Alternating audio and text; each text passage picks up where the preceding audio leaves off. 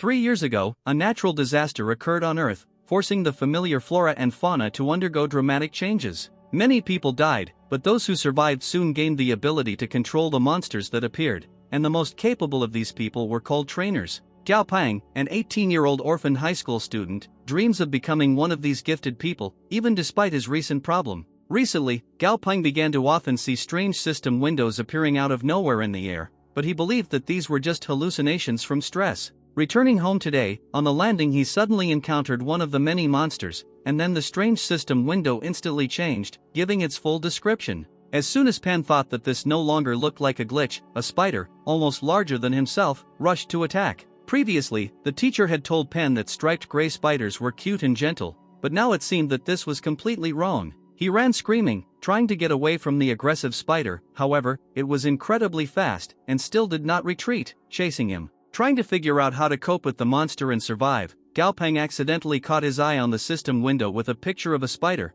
where it was written that its weakness was fire. Without thinking for a second, the guy took a lighter out of his pocket and threw it open right at the monster, causing it to burst into flames. Pan was already rejoicing at his victory, when he suddenly saw that the fire from the lighter was too weak for such a monster, and he rose again, even more ferocious than before. But Pan was almost there, one more floor, and he reached the door of his apartment, shouting out the name Dizzy at the last moment. The door immediately swung open, and something huge, much larger than himself, threw the gray spider aside, saving Gao Pen. Having recovered his breath after the chase, the guy looked with superiority at the defeated spider trembling in the corner, because behind him now towered his own monster, much stronger and more dangerous. The defeated spider immediately hurried to retreat with great speed, the giant centipede instilling considerable terror in it. The 2-meter centipede, seeing that the enemy had escaped, changed its form to a non-combat one and began to demand to be fed through a telepathic connection with Pen. The guy, glad that the recent nightmare was over, patted his pet on the head and retired to the kitchen to prepare food for them. Thanks to his excellent cooking skills, he quickly prepared a delicious, nutritious dinner, leaving his pet delighted. Watching him eat, Pen was surprised to notice a new line in the system window that he had not seen before. This was an opportunity for evolution for his pet from a general level to an advanced one. This news delighted the guy, and he promised that he would definitely upgrade his pet, immediately starting to look at the requirements for evolution. Most of the materials were not difficult to obtain, but the need for the Thunder Monster core stumped him, since its price was a whopping 10 credits, equal to 100,000 coins in modern currency. Having become an orphan after his parents' accident, Pen received a payment from the state of 20 credits, of which there are only 11 left at the moment, but he could not spend everything he has on evolution.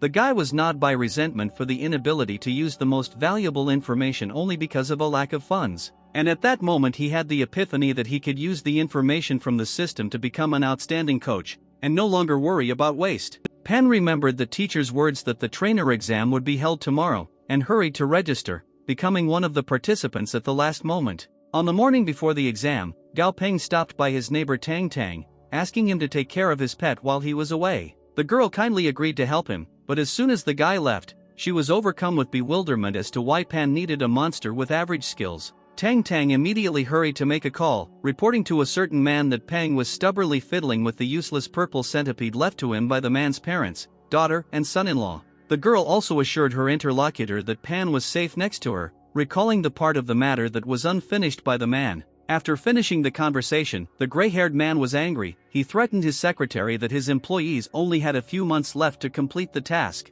However, no matter how formidable the chairman was, as soon as he remembered his grandson, he began to dream of meeting him as soon as possible after completing his work for this year. Meanwhile, Peng had already arrived at the exam site, looking around at the crowd of people surrounding him and marveling at the popularity of the coaching profession. At some point, he was called out. It turned out to be his aunt with her daughter and son, who was about to try to pass this exam for the 4th time. They were extremely surprised to learn that this time Peng did not come as a spectator, but also decided to try his hand as a coach. But despite his rather young age, the woman was glad that he decided to participate and began to encourage him. Hearing this, surrounded by 2 guards, the unpleasant man nearby began to mock that trash like them wanted to be a coach. But upon hearing Pan's easy retort that passing the exam depends on the level of intelligence, not wealth, he was deflated and left, because he had already failed 4 such exams before. They were interrupted by a sudden noise, signaling the opening of the monster breeding exam and inviting them to enter the building. The man who greeted them, Feng Su, was a scholar of Chang'an City and the chief examiner, and it was he who told them about the stages of the exam.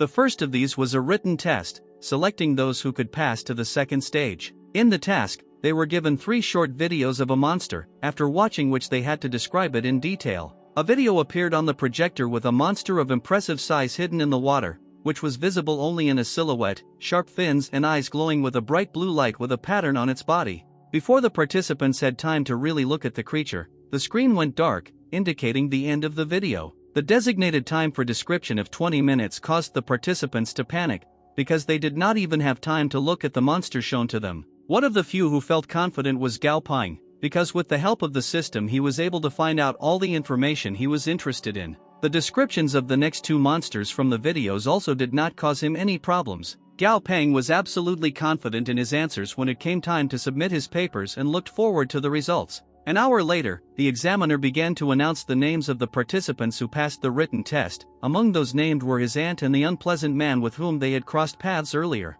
But Pan's name was not mentioned among those listed, and the unpleasant man did not miss his chance to gloat. Meanwhile, the guy was sitting on pins and needles. He was panicking, wondering that these systems could be wrong. The next thing the examiner asked the audience was who among those present was Gao Peng. Not expecting this, the guy responded a little embarrassedly, raising his hand. The examiner began to applaud, because he did not expect that the candidate who received the highest score for the written part would be so young. The rest of the participants were perplexed. They could not believe that such a young man had passed the exam, and even managed to score the highest score. Those few who passed the written stage were led from the classroom by examiner Feng Su to the hall to take the practical stage of the exam. The man explained that in the rooms behind him there were monsters that the test subjects needed to force to evolve within a week. To pass this stage, all kinds of materials for evolution were also provided, which could be used in limited quantities free of charge to those who passed. Those who fail will have to cover all costs for materials themselves. After the task was announced, the participants began to draw lots for the room number of the monster that they would get.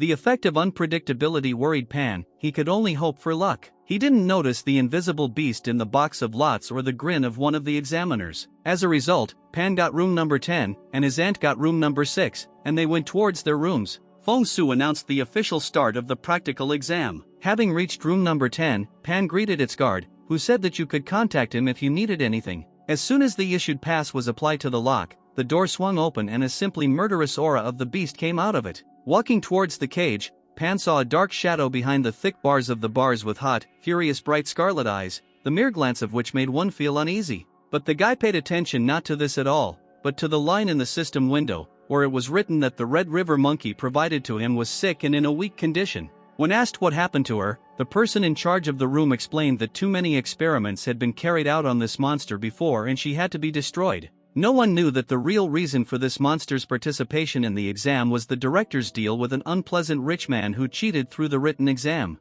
The person in charge of the room recognized that the situation was not fair and the monkey was already on edge, so he suggested that Peng apply for next year and keep his writing scores. He did not take into account the fact that Peng was stubborn in life, and giving up was completely not in his style. The guard left him in the room alone with the monster and left, and meanwhile the gorilla crawled out of the shadow of the cage and looked at the guy with its hunted gaze, in which one could read a huge series of unsuccessful experiments. Bitterness, resentment and anger intricately mixed into a kind of madness, forcing him to throw himself with a roar at the thick bars of the cage. But Pan had already managed to read in his gaze the sea of regrets that was hidden behind a mask of aggression. To the monster's surprise, the guy came closer and without fear put his hand on his head, promising that he would definitely cure him. Pang decided not to delay and immediately find out what was needed for the evolution of a monkey, and was greatly amazed by what he saw, because the system showed 2 paths of evolution, standard and distorted. The standard evolution path sounded much safer and involved clearing the monster of a huge amount of dark energy, but the limited materials simply would not be enough, so Pan decided that he would have to take a risk. The room guard was amazed to receive a list of necessary materials from Pan and, looking at the confidence of the test subject, decided that he was just another theorist who could not do anything in practice, but did not argue.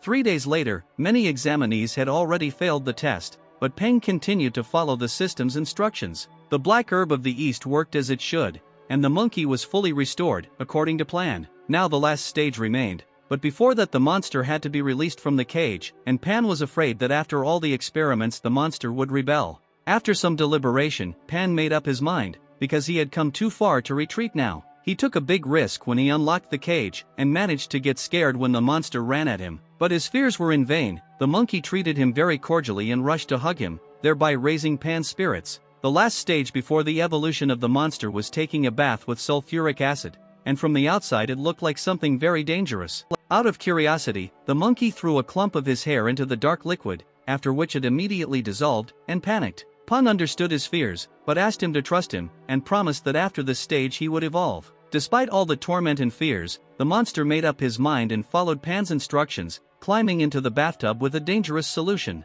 Suddenly, a huge amount of black smoke poured out from his side, filling the entire space of the laboratory. This caused the fire alarm to go off and the alarm to sound in the surveillance office, and backup immediately rushed in to put out the suspected fire. The security was extremely surprised when no fire was found in the room. The space was filled only with black smoke that was already dissipating. Noticing the arrivals, Pan was extremely surprised. He asked what brought them to room number 10. Joe, the room's security guard, explained that the smoke caused the fire alarm to go off and they rushed to put out the fire. Pan felt a little guilty and apologized for not noticing the alarm going off, being too caught up in the experiment. Joe radioed that everything was fine and the alarm could be turned off. Examiner Feng Su, who arrived at the laboratory, was extremely surprised that the smoke in the laboratory was caused by an experiment on a monster. The rest of the participants, who came running to see what was happening, began to discuss that Gao Pang was too young and inexperienced to experiment on monsters. Meanwhile, Wang, who had been trying to frame Pang from the very beginning of the practical stage of the exam,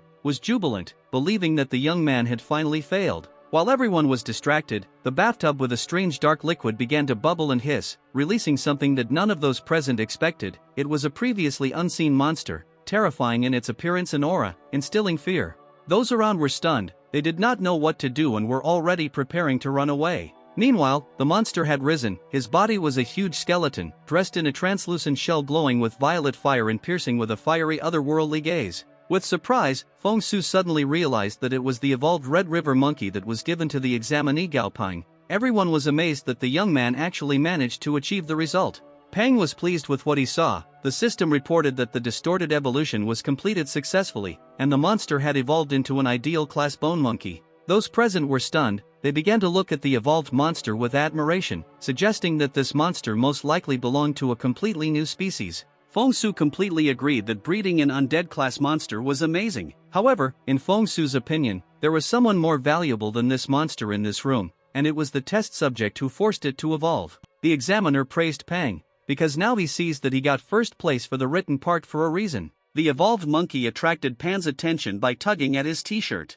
Pan assured him that everything was fine now. He was finally able to evolve. The huge bone monkey would have cried again if he could. He was very touched that Pan had fulfilled his promise to him and everything worked out. The director, who was watching them from the side, was overcome with greed. He was already looking forward to getting such a valuable monster into his hands. However, his dreams were suddenly interrupted by the will of Feng Su, who impressively declared that this monster now belongs to Pang, since there is such a trusting relationship between them. The rest were amazed at this decision. No one expected such an outcome. Gao Pang was also very surprised. He asked again whether Feng Su understood correctly that the rare ideal level undead class monster now simply belonged to him. Feng Su confirmed his words, adding that this is a new type of monster, of which there are no records yet, but it was Pang who forced it to evolve. Pang seriously thought about his words, pondering the fact that the monkey monster had immediately evolved from a general level to an excellent one, which means that in the future it could even become a commander. This promised amazing prospects. Seeing his thoughtfulness, Joe offered to give the monster to him if Pang did not want to take the attached monster for himself,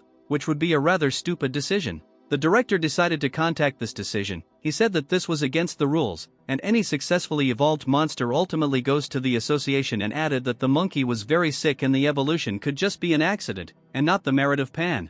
His words were supported by Van, who became indignant that the evolution of a monster on the verge of death was impossible, and an overly strong monkey should be destroyed. The director continued to insist that the monster was too strong and dangerous, and that a student could not achieve such a result. Together, the two made a serious allegation that Pang may have cheated on the exam and that his result could not be considered genuine. The director theorized that Pang might have learned some method that accidentally worked, but his true skills could not match the result. Feng Su was extremely skeptical when he said that he should cancel the result for such a reason. When the director said that issuing a certificate to Gao Pang could harm the reputation of the association, Feng Su laughed sincerely. He invited the guy to independently prove to these fools what he was capable of. Peng said that he came to the association to obtain a license, and not to prove anything to anyone, and expressed that disbelief in the result of a younger and more talented coach is a rather pathetic behavior. Peng began to explain that the name of the monster Red River Monkey comes from their habitat, but the monster's attribute has nothing to do with water. However, judging by the monkey's condition, the previous test subjects did not know this and loaded the monkey with the water attribute and Yin energy in hopes of evolution, although Yin is the monkey's main weakness. Wang was outraged that Peng was wrong and the Red River Monkey's main weakness was the wood attribute, but Feng Su clarified that according to research, Peng was not wrong. Peng continued to explain that due to many experiments, the Yin attribute had become too ingrained into the monster's structure and it was too problematic to remove it, so he took a different route. For 3 days, Peng gave the monkey the black grass of the east to purify the body, the Yin attribute as the base, materials and the crystal core with the undead attribute. The main role in the monster's evolution was played by the order of addition and proportions, so almost anyone in Pan's place would have failed. Feng Su clapped at his explanation and added that instead of getting a beginner trainer certificate, Peng should get an intermediate level certificate. Moreover, according to the examiner, Peng will not have any difficulty passing the advanced level certificate exam at Yangjing headquarters. On this positive note, Feng turned to the principal and Wang, returning to the issue of cheating, as both had previously mentioned that the monkey was a tainted specimen for the exam. The rest of the examinees agreed that this was a completely strange statement. Zhou volunteered to witness the director's misconduct, saying that he deliberately provided a corrupt monster. He also mentioned that a bribe from Bash Shu was to blame, and that CCTV footage could confirm this. Wang Shu at that moment felt that it was all over, because his deception had been exposed. Feng Su, as the president of the city association, stated that for committing fraud, which is a crime, Wang Shu will be suspended from taking the exam in Chang'an City for the next 3 years, and the director will be removed from his position. Everyone present agreed with this decision, watching as the criminals were taken out of the room. President Feng invited Peng to have a cup of tea to talk and ask for a favor. Later, in his office, Feng asked Peng to become the representative of Chang'an City at the World Monster Trainer Tournament. He explained that there were very few talented trainers in their city, which was why they had not won prizes in trainer tournaments for the past few years, but Peng could do it.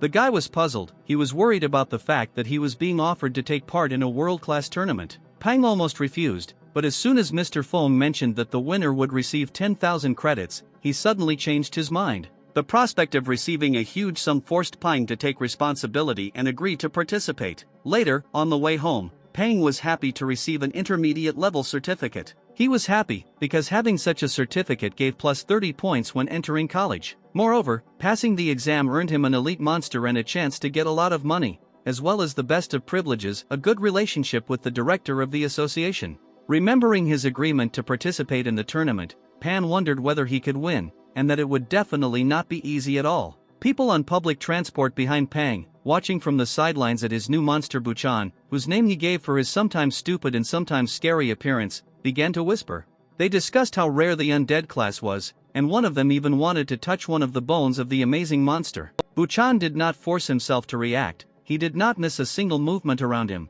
believing that by doing so he was protecting Pan. Soon, unnoticed by Pan, the unfamiliar, frivolous guy was entangled in the power of Buchan. The hostage had already regretted his desire and almost said goodbye to life out of fear, when Pan turned to him, distracting him. The guy shared his thoughts that participation in the tournament is a necessary measure, because without winning he will have nothing to feed his pets. Pan also noted that he is young, and if he puts in a lot of effort every day, he will have a bright future, especially considering that he is quite handsome. Those who noticed their conversation were amazed, because speaking out loud meant that the guy did not have a blood contract with the monster, but he listened to him. They were tormented by the question of when such a talented guy appeared in the city. Later, when they got off the bus, Buchan suddenly pushed Pan to the side, causing him to fly off. The monster deflected something flying towards Pan, protecting its master. At first, Pan was extremely puzzled by what had happened, but then he realized what exactly had happened and hastened to calm Buchan, explaining that no one had attacked him. He immediately noticed that the object flying towards him was Dzi, his purple centipede, so he rushed to introduce it, but was very surprised. Chang was puzzled by the appearance of his pet, because he did not look like himself. During the time that they had not seen each other, he had changed a lot. Following Z, Tang approached them, greeting them and informing them that they had decided to meet Peng together. Without delaying it for later, the guy immediately began to ask what happened to his pet, because it was several times larger than before. The plump centipede resembled some kind of predatory caterpillar in its appearance. Tang Tang explained that Z ate with great appetite, so now he looks full and strong. Pan was not happy because he saw that his monster was simply overfed. Tan Tan was extremely pleased with herself, because thanks to her, the centipede now looked not so small and puny in her opinion. Buchan, seeing Ditsu, was very proud of himself, believing that he looked even better compared to him with his huge and strong, toned body. Tang Tang brushed off his reaction and began asking about how Peng's exam went. The guy began to sheepishly talk about how he was lucky to get a monster to evolve after 6 unsuccessful attempts, and that he was able to receive a certificate as an intermediate-level trainer for his merits. Pan pointed to Buchan, showing which monster he meant, and said that his efforts were appreciated and he was given the bread monster as a gift. Tang Tang was amazed and found it hard to believe that Peng had received an intermediate certificate right away. Satisfied, Peng took out a certificate from his bag, showing that he was not cheating, pleased with himself. Seeing that the guy in front of her was honest, Tang Tang was very happy for him. As an aunt, she was very proud that her nephew had already grown up so much and was able to achieve success. But the next statement that they needed to talk seriously surprised Pan. His aunt began to tell him that the profession of a trainer is valued precisely because all existing monsters actually do not belong to their world. Tan Tan spoke about the secret technique of familiars, constellation shift, which transfers all the damage received by the owner to the pet. The technique has some limitations due to distance and the pet's consent, but makes sense since monsters are much stronger and tougher than humans. After studying the technique, Peng had the feeling that he and Z were connected by an invisible thread. Now the connection had been established, and Peng was still thinking that Tang had given very valuable information after his monologue, but the origin of that information was shrouded in mystery. Looking at Z who crawled towards him, Peng complained about how his pet had gotten fat, suggesting that he should be called a purple piggy instead of a centipede. Peng asked Buchan to bring a mirror so that Su could see the scale of the disaster, and this had an effect. Z was too impressed and saddened. It was hard for him to face the cruel reality in the mirror, to which Peng began to say that he should start doing exercise and losing weight in the next couple of days, after which pumping will begin. Peng imagined what would happen if Z evolved in his current state and was horrified. He did not want this to actually happen. The next day, Peng met with Tan Tan at her request, promising to help. Ant was extremely happy that he received the certificate and counted on Peng's help. While they were getting to the right place, Ten brought him up to date, telling him that she had previously opened a company together with her friends and invested a lot of money, but their partner ran away, taking everything with him, including the trainers. Peng was surprised that their office was located in the most prestigious area of the city. He suspected that rent here was very expensive. The ant felt awkward from his words and began to make excuses by saying that business had been good before, so she rented this place, but after the trainers left, business began to decline. Pan decided that his aunt was behaving extremely suspiciously, but did not say anything out loud. Tang Tang said that the office was on the 3rd floor and that she would give Peng the best conditions in the trainer market, as well as 20% of the company's shares. She also said that this work would not interfere with her studies in any way, and that Peng could come at any time free from classes. Peng was perplexed by the level of his salary and said that for the same money his aunt could hire 2 coaches at once, but she objected that in this case it was a matter of quality, not quantity. This seemed strange to Peng. First to scroll with a secret technique, then an exorbitant payment. If anyone else had been Tang Tang, he would have already suspected something was wrong. But it was Ant who took care of Pan when he was orphaned, and if anyone could be trusted, it was her. Therefore, casting aside doubts and suspicions, he decided to follow her. Tang Tang, meanwhile, was very excited. She was very worried, and was glad that Peng was not too suspicious of her and did not notice anything. Upon arriving at the office, the two of them were greeted by a rather pretty girl, whom Tang Tang introduced as Sun Xian's secretary and Peng as a coach hired by the company. Having finished with the introductions, Tan ran off to run errands, leaving the acquaintance with her colleagues in the office to the two of them. Such frivolous and unpredictable behavior always confused Pan, but he could not do anything about it. Xian kindly invited the guy into the office to fill out employment documents. While filling out the information, Xian was disappointed in Peng. Comparing his age with the intermediate level certificate, she decided that he was a stupid guy with a lot of money who got the certificate by cheating. Peng, meanwhile, was talking about the size of his salary, and came to the conclusion that he should not underestimate his abilities, because his evolution method gives 100% results, which no coach can do. After finishing entering the data, Xian returned the certificate to Gao Peng, saying that the registration was completed. But the girl also doubted Peng's chosen pay rate, because he had too little experience, and if he lacked the skills, the organization's reputation would also suffer. Pan was extremely dissatisfied with the doubts expressed by the girl, and wanted to be indignant on this score, but he was interrupted. The office door swung open and a man burst into the office, demanding that Peng prove with his deeds that he was worthy of the salary he had designated. The man, looking both furious and exhausted, also said that if Peng could cure his pet, then his payment would not be 3, but 10 times the trainer's standard rate. Xian tried to calm the man's fiery mood, and Peng said that he would not need 10 times the payment. The guy said that this was his first job, and as a bonus, he would do everything at a pre-announced price. The man was perplexed how he could so confidently claim that he could heal the beast. Peng corrected him, saying that for the final verdict he needed to see the pet to assess its condition. The exhausted man decided to trust the young guy and took out the carrying container in which his beast was located. Xian gasped at the sight of the bleeding, trembling, pink lump in the man's hands. The pet's appearance made it clear that its condition was serious at the moment, and the man clarified whether Pan could cope with the healing of his beast. Pan carefully examined the data on the electric mouse in front of him, noting the line about minor injuries, before seeing another system window. A bright red notice warned of danger and that the beast needed to evolve as soon as possible. Pan immediately asked the man what he fed his pet, realizing that he felt bad because of it. The man admitted that he fed the mouse a jade bloody mushroom because he wanted his pet to evolve faster. Pan thought that right now the mouse was in the process of evolution, but due to the conflict between its nature and the element of thunder, it became ill. Using these systems, the guy immediately listed the ingredients needed for treatment, asking Xian to bring everything from the warehouse. Pang reminded the man of the rules that the buyer of the trainer's services also takes on the cost of all consumables for the evolution of his pet. The guy promised the tormented beast that he would help him evolve. Seeing Peng's preparations for the evolution of the beast, Xian and the man were horrified. They asked if the guy was sure that he was doing everything right. They were scared for their pet. Pan looked frankly intimidating, holding a pet in one hand and a carving knife in the other, but he was having fun at the same time. Seeing that Pang was throwing a mouse into a pot of boiling water, the man tried to stop what was happening, and Xian was already calculating in her mind how much the eccentric trick of the young incompetent would cost their company. Pang, after stirring the contents of the pan, offered to try rat soup, which nourishes yin and tones yang, which made the man even more horrified. Seeing his reaction, Pan explained that he was just joking to defuse the situation and showed that everything was under control and the man's pet was fine. The guy showed that the pan was not soup, but a medicinal bath for a pet, and that heating was needed to maintain the healing properties of the ingredients. The man silently tried to calm down while Pan continued to joke in his sophisticated manner. The man could only hope for a good result, thinking that there were only 2 famous and experienced trainers in their city, and their services cost incredible money.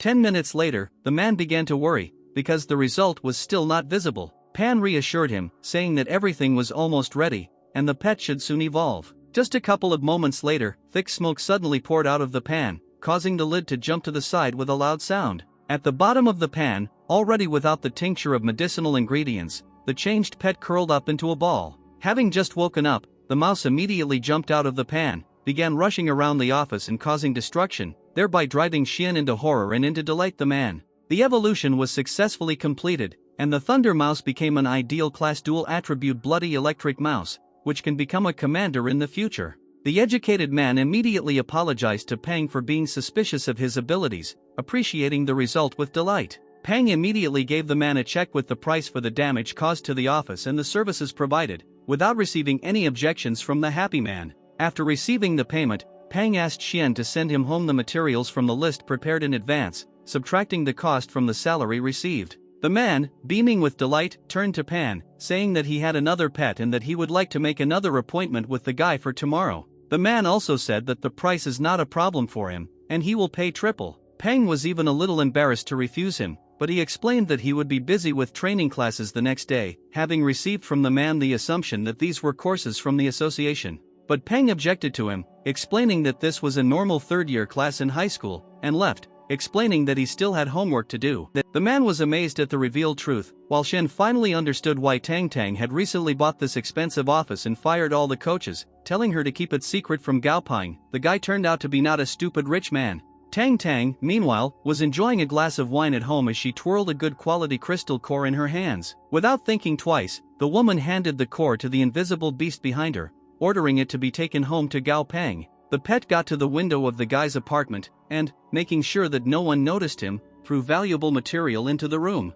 The fallen crystal was immediately discovered by Dazi. who was interested in the unusual object. Buchan wanted to stop the frivolous centipede, but it was too late. Detsu ate the thrown crystal, which he immediately regretted. Gao Ping, walking home, dreamed that in the future he would be able to upgrade his pets to the epic class, when he suddenly heard a roar coming from the window of his apartment. He immediately ran home, realizing that something wrong had happened. Running into the apartment, Ping saw the Z rolling on the floor, clearly feeling unwell. A system window that popped up in the air notified that evolution had been launched due to the absorption of the crystalline core, which greatly surprised Pang. He could not understand where and when his pet could absorb such an expensive material. Pang's suspicion immediately fell on a certain person, his Aunt Tang Tang. From the woman's reaction, it was immediately clear that she was to blame for what happened. Pang became indignant that she fed the crystal core to Z without his knowledge, and asked why she did it. Tang Tang did not voice out loud that she did so because Pang would refuse her help, and quickly and awkwardly changed the topic of conversation. The aunt returned the bags of groceries to Pang, which he had left in the middle of the road when he realized that something had happened at home, and ran away before his nephew could say anything in response. The next moment Pang slapped Z on the head and told him that the insatiable pet should no longer drag anything into his mouth, threatening him. Having come to terms with the situation, Pang pulled himself together. It was necessary to complete the evolution process as soon as possible. The guy found in his supplies a purple poisonous flower, which, when crushed, should help the evolution of Z. Pan crushed the found ingredient in a blender and poured the resulting liquid into the pet's mouth. The changes happened immediately. Z's body immediately shone with the golden light of lightning, his horns lengthened, and his eyes began to glow scarlet. The evolution was successfully completed, and a new, more advanced version of his pet appeared in front of Pang, a superior-grade purple thunder centipede. Detsu immediately fell down exhausted, tired of the torment he experienced before the evolution, disturbing the compassionate Buchan. To keep him from being sad, Pan treated him to a specially prepared treat. Buchan was worried when he realized that the food he was eating was passing through his body and turning into embers, but Pan assured him that everything was fine and his body should stabilize soon. When Z woke up, both of his friends were already sound asleep, exhausted by the events of the day. Tang Tang, from behind the window, watched as the nimble centipede sat contentedly on Gao Peng's lap, covering the two of them with a blanket. At this wonderful moment, Peng did not know that big changes were soon awaiting him. Discussed with the school principal, the gray-haired director actively objected to his interlocutor, emphasizing that there would never be a single monster on the territory of his school, since, first of all, in his opinion, one should worry about the safety of children. His interlocutor in military uniform reluctantly said that this is only true in peacetime, but if the situation worsens, young people will have to take up arms to defend the country. Hearing these words, the director became wary. He did not want to think about what his interlocutor had just said. But the man explained that, despite rapidly developing technologies, monsters in the wild are developing an order of magnitude faster, and if this continues, then someday people will not be able to resist them.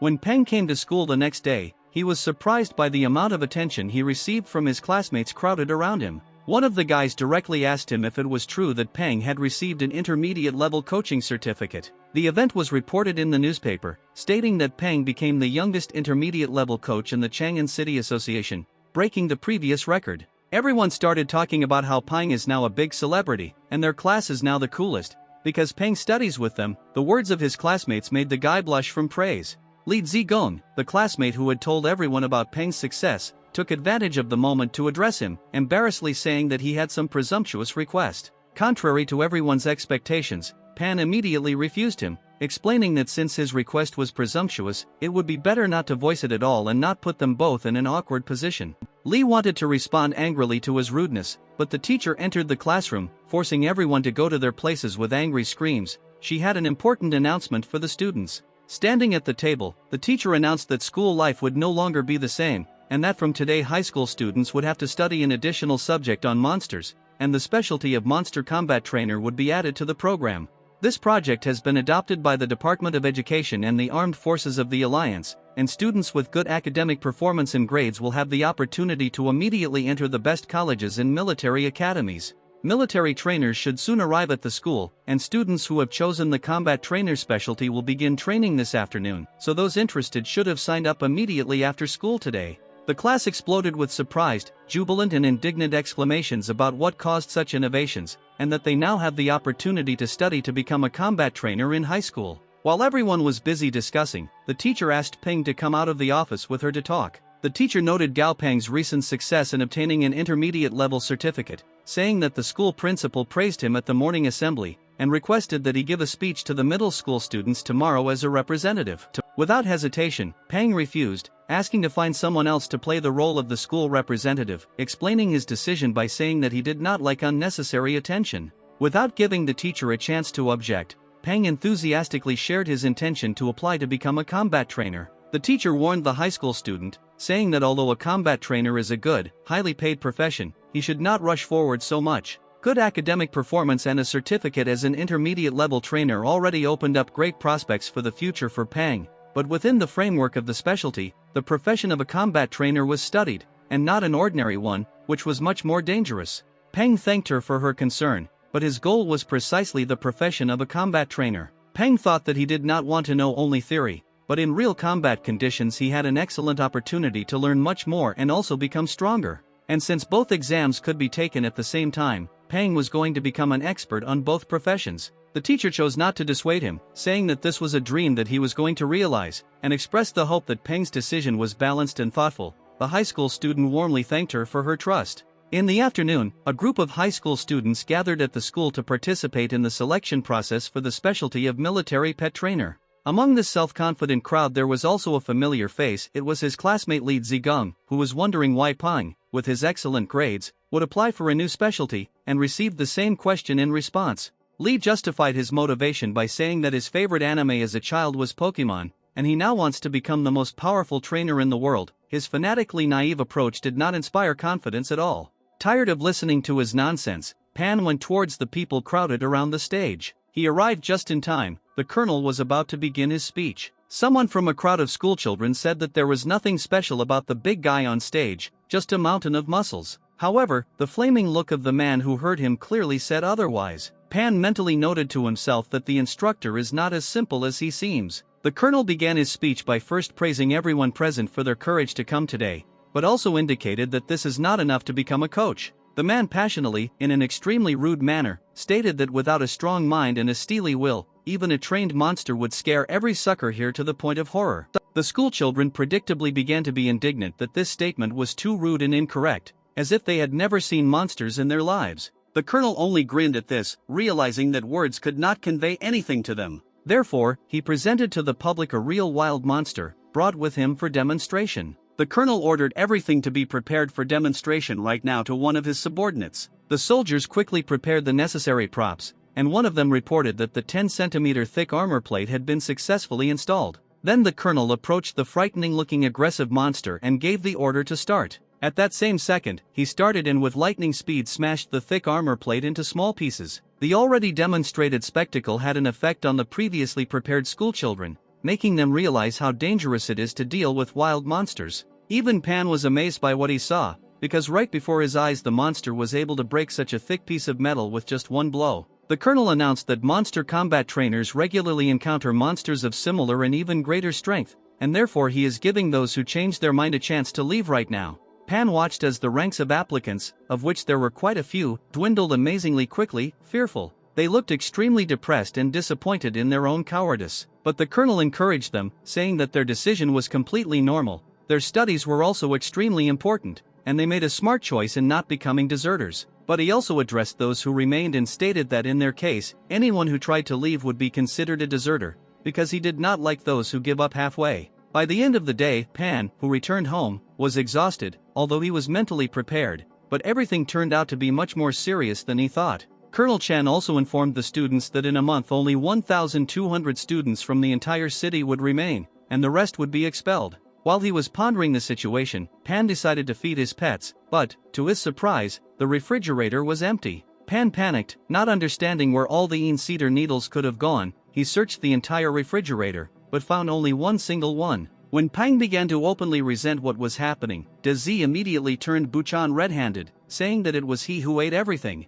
Pan did not scold Buchan, realizing that this was his personal mistake, because he underestimated the monster's appetite. Now the food for both pets was built in accordance with the recommendations of the system, and Pang placed an order for the next portion of cedar needles for Buchan and thunderfigs for Dezi, thinking that such food was costing him a pretty penny. The more materials Pan provides to his pets, the faster they will move to the next stage of evolution, but there they will already need even rarer materials, and this was worth thinking about in the future. The very next morning, Pang had the opportunity to see a kind of zoo at the entrance to the school. Many students everywhere were trying to keep their pets on a leash while others were getting theirs out of trees, and this spoke louder than any words about their lack of training skills. One rather fragile-looking girl came with a pig-like monster the size of a small truck and, it seems, she didn't know what to do with it. Pan turned to the girl, asking if it was her monster, to ask to clear the passage, because the monster had completely blocked the main entrance to the school building. The girl felt awkward. She began to make excuses that when she bought the pet, it was very tiny, and she did not expect that it would grow up to be so huge. Seeing the pandemonium, one of the military trainers approached them, asking what happened and why the beast blocked the entrance. Having not heard an intelligible answer, the trainer gave an order to his animal, similar to the one that was present at the demonstration. The wolf immediately growled, looking aggressively at the pig several times his size. This had an effect. The huge pet trembled and recoiled, moving to the side and thereby clearing the passage. Once the problem was over, the coach informed them that their training was starting right away. The assembled students were lined up with their monsters, listening to the words of the trainer that today would begin training in Monster Command, a basic skill necessary to form a full-fledged monster squad in the future. A beast may be strong, but without obeying orders it becomes useless, as happened this morning. Before starting training, it is important to understand the monster's habits and preferences in order to build good relationships with him in the future. As an example, the trainer cited his wolf, whom he fed with his favorite black pork, played and slept with him every day, after which he became ready to obey any orders of the man. The trainer also said that breaking an armor plate with a blow of its tail, demonstrated earlier by the colonel's beast, is not a natural skill, but a skill developed during training. Due to the stress, its tail became stronger, and the beast eventually acquired an additional means of attack in addition to its claws and teeth. The trainer asked his comrade to demonstrate the skill of his silver wolf. The red-haired man explained that the development of animals of the same type can occur in different ways, and that during training, each animal improves its strengths. He demonstrated this by throwing a stone, after which his wolf immediately rushed, catching him in flight and breaking him into crumbs with his bite. Both Pang and Dizzy were amazed by what they saw. The strength of the beast's bite seemed incredible to them.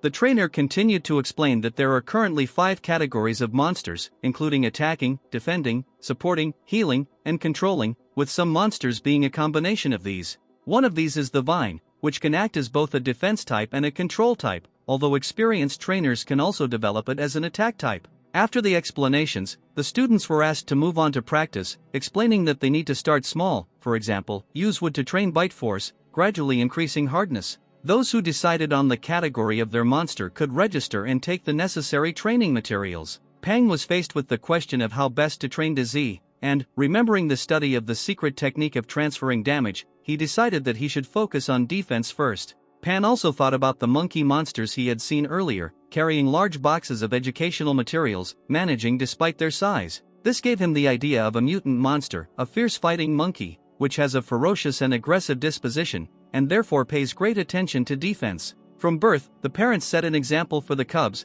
forcing them to violently attack first trees and then rocks with the help of their bodies. This approach leads to injury, but the skin becomes stronger as it heals. Therefore, in adulthood, fighting monkeys have a muscular and tough body, due to hardened callus scars that form a kind of armor. Pang decided to use this approach to improve the defense of Dizzy, and selected training materials suitable for this. Returning to the training field, Pang informed Dizzy that he had found an excellent way to train. Pulling out an auxiliary object from behind his back, Pan said that it was better to bleed to death now than to bleed in the future. With the statement that learning is hard, fighting is easy, Pan grabbed the sledgehammer with both hands, promising that he would try to be gentle. Frightened, Dizzy immediately ran away, trying to escape from the torture destined for him. After this, Pang was forced to rush after the pet, explaining that this was all for his own good, until he managed to stop Dizzy. At the end of the week, on a day off, when there was no need to wake up early in the morning for training, Pang hoped to sleep longer, but was awakened by a loud knock. He still had to get up and go cook breakfast for his pets, despite the desire to sleep. While frying pancakes, Pan complained that he was helping his pets, but at the same time he was suffering the most, and this was unfair. However, all this was not in vain, because thanks to the additional nutrition, Dizzy increased in size and successfully reached the 10th level, and Boo also received a promotion. But all this was not easy for Pang, because his hands were sore after training with Dizzy, and almost his entire salary was spent on Boo's food. Boo noticed Pan's phone ringing on the table and answered immediately, allowing Pan not to be distracted from cooking. The caller introduced himself as the CEO of the Blue Shield security company named What Lu Sunlin. He asked for a meeting to discuss a certain proposal that should be beneficial to both of them. They decided to meet at the office where Pang currently works this afternoon. At the meeting, Mr. Liu introduced himself again. He was a pleasant-looking middle-aged man in an expensive-looking suit. He announced that he would like to offer Pang the position of trainer consultant in his company. Pang wondered why they turned to him, because there were many other intermediate-level trainers in Chang'an City. He could not understand what made the director of a large company come to him. The man said that Pang was overly modest and underestimated himself. He recalled that there were only 2 established intermediate coaches in their city. One of them, Director Chen from the Coaches Association, was too busy to work in their small company. The other one, Xianlin, is number 1 in Chang'an and works for the government as a trainer consultant. When comparing Pang with other intermediate-level coaches, Director Li would prefer to trust the young and talented Gao Pang. After thinking, Pang decided first of all to put forward some mandatory conditions in the form of working only on weekends and refusing to sign a full-fledged contract, guaranteeing only a refusal to help the company's competitors. The director immediately agreed without any objection, handing a pre-prepared part-time contract for Pang to sign. Pang was extremely surprised when he read its contents, because it was a one-sided contract with no mandatory requirements for Pang, with an annual salary of 500 credits and a commission of 50 credits for each successful evolution of the beast. This offer turned out to be too good to even think about refusing, so P immediately signed his name, agreeing. Immediately after that, Xian knocked on the door and entered, reporting that Mr. Ma came to the previously scheduled meeting. Director Li immediately collected himself, saying that since the contract was signed, he would not detain Mr. Gao any longer, and left the office. Taking the elevator downstairs, the man immediately made a call, informing his uncle that the contract had been signed, but he did not understand at all why, out of all the intermediate-level trainers in the city, they chose Gao Pang. Meanwhile, Pan had already begun the reception in his office. He carefully examined the monster brought by a man he already knew. The cute and beautiful tree-class monster called the Flower Fairy was very beautiful and had a pleasant aroma. Pang asked if the man wanted to develop this fairy even with her current abilities. Ma told him that in 6 months, the Flower King tournament would be held in Chang'an City, and he would like to participate. Pang was shocked, because the man, possessing a flower-type monster, as rare as the undead, with amazing healing properties, was just going to take part in a beauty contest. Even Xian awkwardly asked whether girls usually participate in the Flower King competition, to which the man replied that this was true, but he always really wanted to participate, even if he was looked at very strangely when registering.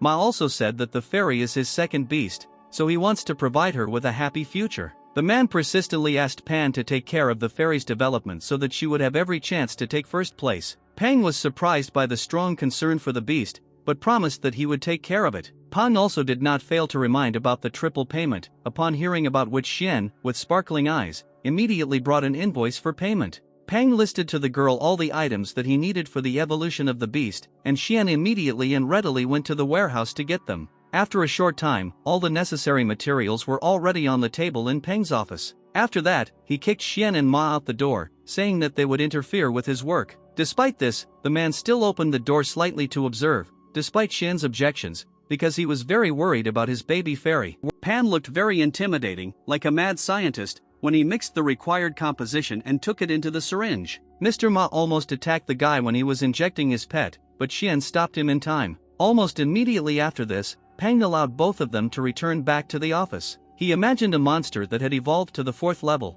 becoming a flower begonia, which caused both of them to exclaim in admiration. Ma began to thank Pang from the bottom of his heart, despite his objections, because he was happy. While enjoying the result, none of them thought that at this very time one of the teams training to become combat trainers was fighting wild monsters. The 3 guys were endlessly indignant that their efforts were in vain, and looked forward to leaving only 1,200 people and returning them to their previous schooling. And only one girl was determined to continue, hoping to meet Gao Pang, the only student, in her opinion, worthy of respect. One day, Pang once again went to Chenji's store to buy cedar needles for Bu. To his surprise, the old man replied that they had run out, and instead of the required 30 pieces, only 10 remained. Pan didn't understand why this happened, because outside the city there is a whole farm producing them, and the needles couldn't easily run out. The old man then explained that the supply stopped a week ago due to spiders eating all the supplies with the attribute, which is why the entire farm area is now occupied by the army. Also, other monsters also became prey for the spiders, and if the farm owners had not escaped in time, they too could have gone to feed the horde of monsters. A voice was heard from the entrance to the store. It was another customer who came into the store. interrupting their dialogue. Mr. Chen suggested continuing their conversation another time, citing the fact that he was currently busy with work, to which Peng had to agree. On the way from the store, Pan began to think about a series of recent events. First, the school began to cooperate with the military, then a strange company invited him to cooperate. A new type of spider appeared. There was a feeling that something terrible was coming, which would be extremely difficult to resist. Just as he was thinking, Peng's phone rang. It was Li Songlin asking if Mr. Gao had heard about the infestation of devil spiders in the dark forest. After a short time, Peng was already near the first branch of the Blue Shield Company, greeted by Director Li. Immediately, the man began to bring him up to date, starting with the most important. Due to hordes of gray devil spiders attacking numerous resource points, the government gathered most of the companies and several private organizations to explore the dark coal forest to determine the habits and weaknesses of the monsters. Blue Shield Company just accepted the mission today and will leave in 3 days, but right now they don't have enough reserves, and so they need Peng to force the devil mantises to evolve before they leave to increase the chances of a successful completion of the mission. Peng immediately asked to be brought to the devil mantises to inspect their condition. Director Li, in turn, asked the guy to take the task responsibly, since it is very important for the company. At the previous alliance meeting, many of the bans suppressing unofficial forces were even lifted due to changes in wild monsters. As soon as they arrived, the director showed Gao Peng the hall where all the devil mantises of the company were located. He also promised that enough people would be organized to help him. In addition, the man informed that if Peng completed the task, the reward would not disappoint him. This statement encouraged Peng, and he assured that he would cope with the designated work, immediately starting execution. Director Li watched his work progress from the observation floor, soon encountering a worker who approached him and wondered what Mr. Gao was doing there. He began to talk about how from the moment he started working, Pan did nothing but examine and touch monsters, like an old man in a grocery store. Besides, the guy looked to be about 20 years old, which inspired doubts about his abilities. But the director immediately stopped his reasoning, telling him to shut up, otherwise he would run into trouble. In fact, the director himself had doubts, but his uncle entrusted the future of the company into the hands of this child, and he could only believe in the justification of this decision. Having finished examining all the mantids, Pang listed a dozen mantids from different parts of the hall, as well as the materials he needed to provide for evolution. The director ordered that everything listed by the guy be brought immediately. The director was sincerely amazed by Pan's abilities, because in 10 minutes he was able to identify the 10 strongest monsters without making a single mistake. In the man's opinion, the skills demonstrated were not those of an intermediate-level coach at all, as Peng had done it faster and better than most of the top graduates, being so young. Having received all the necessary materials, Peng immediately began work. Sometime later, the already dozing director was called out, notifying him that the work was completed. Everyone in the laboratory was incredibly happy, watching how the monsters evolved one after another in Pan's skillful hands. The employee who had previously expressed his doubts to the director, along with everyone else, showed his admiration for the young trainer, who had brought the monsters to the evolution into 4-winged jade devil mantises of the rank of superior class commander. Now Pan looked in the eyes of those around him not like an unpromising schoolboy, but like a real treasure. Later, Peng focused on his personal training with Dazi, and his pet showed increasingly good results. As a reward for his efforts, Pan treated the pet to his favorite dried insects. But against the backdrop of his personal victories, the laughter of other students suddenly sounded. Many of them became completely lazy and began to simply leave training without a twinge of conscience. And the teachers simply ignored this, helping those who were trying to achieve progress, which in general was a fairly logical decision, because people without an understanding of the discipline would hardly be able to fight effectively during hostilities in the future. Unexpectedly, a very tall girl named Mu Taiying approached Pang, saying that he was excellent at training his beast. The big difference in height greatly embarrassed Pan. He couldn't help but think that if she were a man, she would definitely be popular with girls, but out loud he only thanked her for the praise. The girl approached Pan to tell him that she would like to unite into one team. She explained that in the later stages of training there would be doubles matches with mandatory grading at the end, so she would like to team up with someone who was committed to training. The girl's words impressed Pan a little, but first he needed to evaluate her beast, which he reported. The girl immediately called her pet, and a huge iron rhinoceros ran up to them. Taeyeon shyly introduced the monster as her baby, patting her on her huge armored side. This sight shocked Pang and Dazi to the core, because the monster was simply huge. Also, before starting to cooperate, the girl warned that her pet, Lienzi, is very timid. Due to excessive timidity, they decided to focus on defense, because Lienzi's character is not at all suitable for an attacking type, but she has tough skin and a high pain threshold. Pang carefully considered the proposal to unite them into one team. He saw many animals here, but almost all of them were of the ordinary class, and only a couple of dozen were excellent, and there were only two ideal ones, and one of them was the iron rhinoceros Taian. After some thought, Pang came to the conclusion that if there was protection, DZ could develop poisonous attacks and impressive speed, thanks to which an ideal duo could be formed, having both a sword and a shield in the team. While Pang was thinking, the girl decided that Pang was hesitant and did not want to cooperate, so she prepared to leave. Pan stopped her, saying that he agreed to cooperate and wanted to form a team. He said that character can be polished through training, and this is many times better than being on a team with slackers. The girl was incredibly happy when she heard his words, beaming with joy. She became extremely zealous in thanking Pan with two intense and strong handshakes, to the point of discomfort. In the war zone in the dark forest, meanwhile, military detachments were gathering, preparing for battle. Director Lee greeted the blonde woman, Captain Song. Lee noted that based on recent research, gray devil spiders are very afraid of fire, which Captain Song's team is excellent at handling, which guarantees their success in this mission. She, in turn, noted that Director Lee's devilish mantises are considered forest killers, and this will help him complete the mission the fastest. Despite the exchange of pleasantries, their glances shot lightning at each other, betraying mutual hostility based on competition. One of the military men began a speech to the crowd, providing basic important information about the monsters that he had learned. It's likely that gray devil spiders hunt their prey in groups and then bring it back to their nests to ensure enough food for their mother, spawning a new, even more fearsome wave of spiders. Drawing attention to the importance of the mission, the man drew attention to the importance of cooperation, because upon successful completion, everyone will be generously rewarded. Many understood the military's fears about the possible internal struggle of civilian organizations, and agreed that in this case it was necessary to work together. Having heard no objections, the man in uniform also added that, according to the agreement, the military would provide fire support, after which he launched the demonstration. Immediately a series of shots from nearby tanks obediently rang out. Powerful volleys flew out, exploding in flames and leaving deep dents in the ground. Director Lee noticed that, after pretentious words about cooperation, the military suddenly decided to simply show off their weapons. But it was also worth noting that the government took this intelligence seriously, and the artillery pieces intended to provide cover significantly weakened the monsters, increasing the chances of a successful mission and reducing possible risks. Song was indignant that it was not for him to talk about the risks, having 8 commander-rank monsters with him, provided that in most organizations there are no more than 3 of them. Director Lee just laughed with superiority, answering out loud that most people hide their trump cards, and their company is too honest for such a farce. Suddenly, a deafening sound of unknown origin was heard, causing everyone in the military operation to panic. One of the trainers noted that the devil mantises were behaving strangely, as if they were afraid of something. A moment later, something terrifying appeared from behind the treetops. It was an ape-like monster, engulfed in flames, as tall as a multi-story building, with a burning gaze. Director Lee exclaimed in shock as he recognized the monster. It was Halo, a Lord-level monster. This very monster was the guardian of the dark, pleasant forest in which they were all now. The gigantic monster began to go on a rampage, frightening all the gathered people with its roar, causing them to panic. The commander-in-chief tried to bring them to their senses and force them to follow orders instead of causing panic,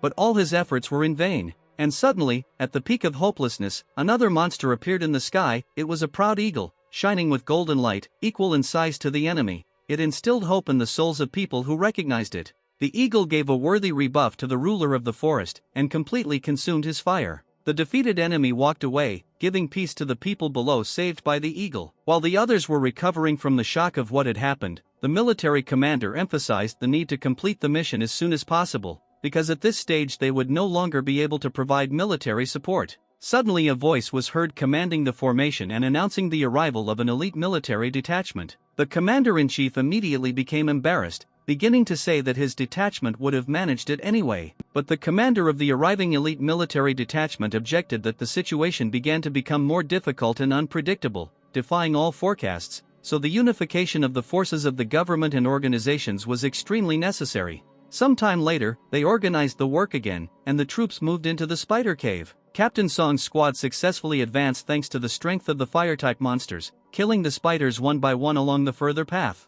But one of the girls objected that this cannot continue, and they are wasting their energy in vain, because, despite the effectiveness, there are more and more spiders, and this will soon lead to exhaustion. Listening to the girl's words, the leader ordered a change in formation, pushing the defensive animals into the first row, and the support into the center of the line, leaving the flanks for the attacking type animals, and they continued to move with a focus on close combat. This tactic made the expenditure of energy more efficient in real combat conditions, and the spiders began to be exterminated one by one. The coaches were delighted with how effective their new tactics were. Moving deeper into the cave, the girls heard the sounds of many footsteps. The sound came from one of the passages, which perhaps meant that the place they needed was close. Captain Song, after expressing this assumption, gave the command to her squad to go to the source of the sound. Coming out of the stone passage, they saw far below the picture of the battle that opened before them. These were detachments of the companies with which they collaborated, and the military, waging a battle with the monster. At the moment, they concentrated all their forces on breaking through the Spider Queen, which had a weak attack, despite its size,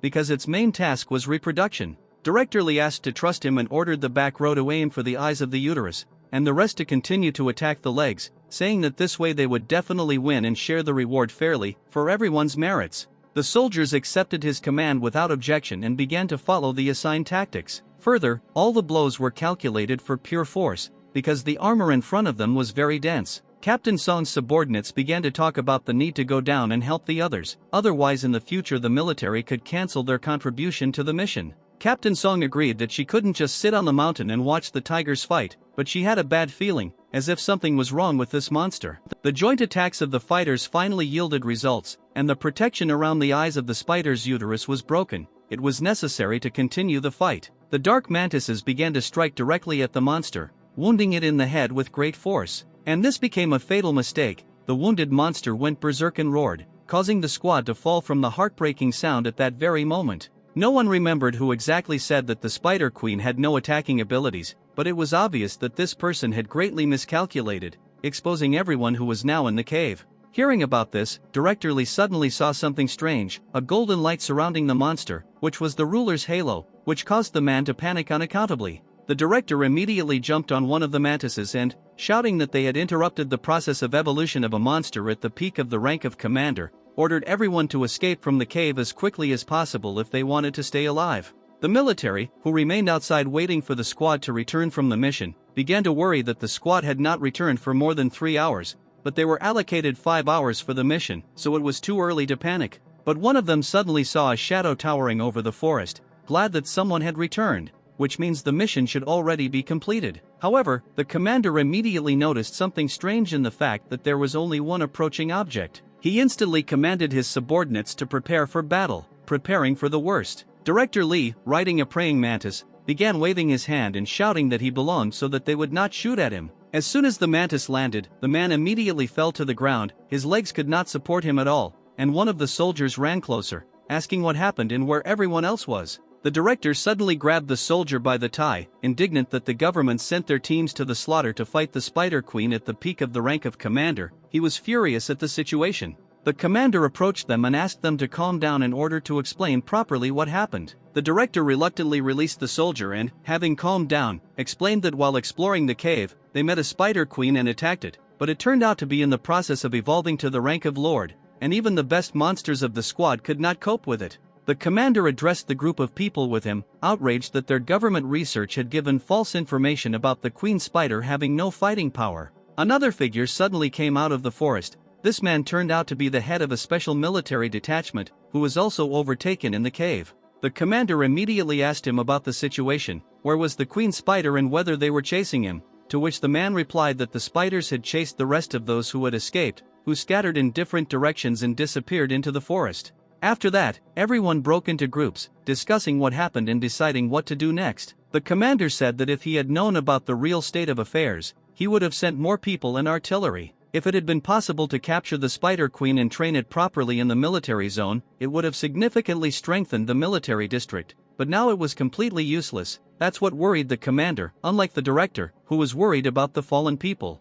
But now the commander did not see a problem in the existence of the Spider Queen in the forest, considering her only garbage, because, just as two tigers cannot get along on the same mountain, the ruler of the dark forest will not allow her to live. Meanwhile, Pang observed the result of disease training, who smashed another obstacle to pieces, amazing other students and their pets with his skills. Seeing such fantastic results, high school students who did not understand the essence of coaching simply shouted at their students, telling them to follow the example of the cool centipede. In Pan's head, satisfied with the work he had done, was the story of Director Lee, who, on a government mission, met a monster at the peak of the rank of commander and one rank of lord, which was quite dangerous. He also thought that the body of a general class monster is worthless, while an epic class would be enough to buy good materials, so he should strengthen Bu and Dezi to lord rank as quickly as possible to increase their power in the wild.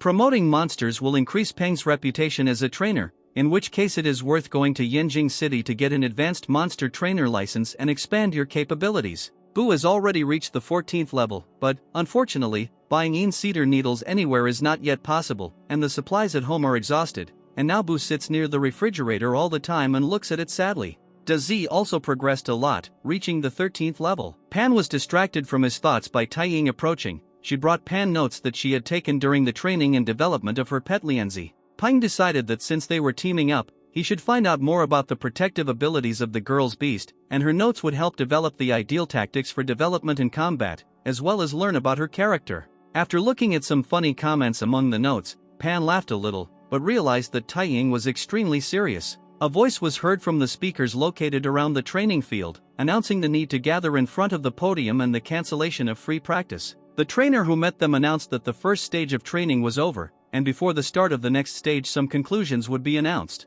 And the coach began to mercilessly call the names of the students one after another, saying that each of them was disqualified, despite the dissatisfied screams and exclamations of the students. The coach clearly explained that during the training, each inspector monitored the students all this time, and the successes of each of them were noticed, as well as their absence. Special mention was made of a guy who was on his phone instead of working out, and a girl who fell asleep during one of the classes, which was simply incomprehensible. The coach concluded that these students would return to their previous classes starting tomorrow, because if they were so lazy even in basic training, then there was no point in continuing their training as a combat trainer. The remaining students move on to the next stage of training, real combat, during which an absent-minded state can lead to accidents, and in a real battle to death. The students were shocked by his words. Not all of them understood what exactly real combat training was like, and not everyone present was confident in their abilities. However, there were also those who turned out to be extremely self-confident about their abilities, first starting to show off their pets, exaggerating their merits,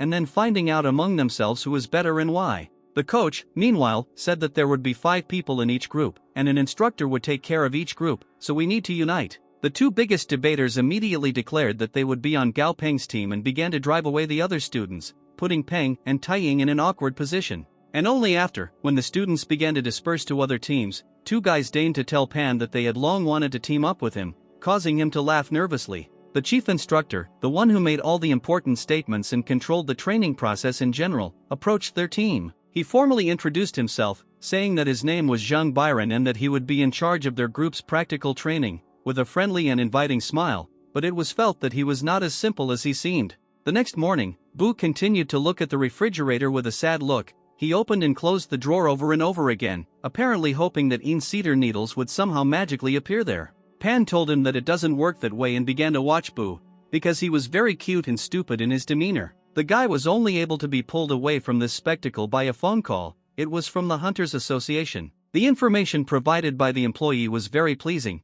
because Peng's order, cedar needles, was finally delivered. He only needed to pick up the package from the courier. Peng immediately put on his shoes and left the house, hurrying to get the long-awaited order, which had not been on the market for a long time, which is why Peng even thought about changing Bu's evolution strategy. Leaving the house, the guy immediately met a robot courier who delivered the order. Meanwhile, they were watched by several figures from a dark corner, discussing Pan's rather expensive purchase. These were 3 men who followed the robot from the association itself. Their intentions regarding this were not at all pure, as evidenced by the evil grins on their faces. One of them became nervous, asking what would happen if someone found out about their misdeed. But the other man immediately turned him down, saying that only the strongest survive in this world, and hit him on the head to vent his irritation. The 3 of them set out to carry out the plan late at night. They sneaked along the street, discussing whether a rich man could live in such a squalid area as the one with which they are now located.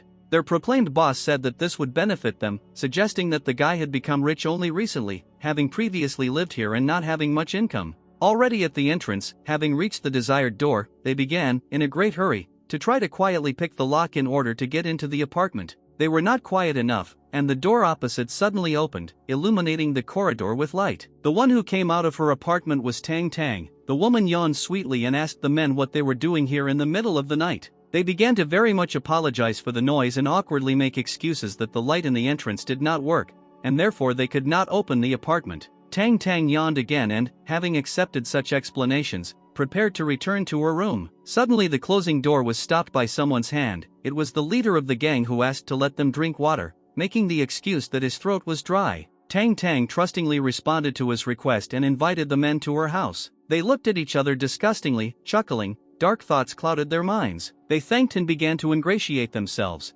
asking how they could respond to the woman's kindness. As soon as all three of them entered the room, one of the men slammed the door and turned the lock. Tang Tang asked why he did this after noticing the man's strange actions. In response, he rubbed his palms disgustingly and told her that he would not want to disturb the neighbors at this late time. What he did not expect was the woman's words that his worries were in vain, because the walls were covered with a special soundproofing material, and even a game of dodgeball would not disturb the neighbors. The next thing the men saw horrified them, making them tremble in fear. Behind the woman, from the ceiling, an unusual-looking lizard-like monster with a light blue translucent body began to look at them, and a frightening aura of anger began to emanate from the woman. All three were very frightened by this change, feeling trapped. Then the gang leader pulled out a hidden knife and jumped on the woman, intending to defeat her faster than she started doing anything. He was very angry and scared at the same time. But to his surprise, the knife simply flew out of his hands when Tang Tang parried the blow. Moreover, the man's arm was in great pain, and he was crouched on the floor while the domineering Tang towered over him,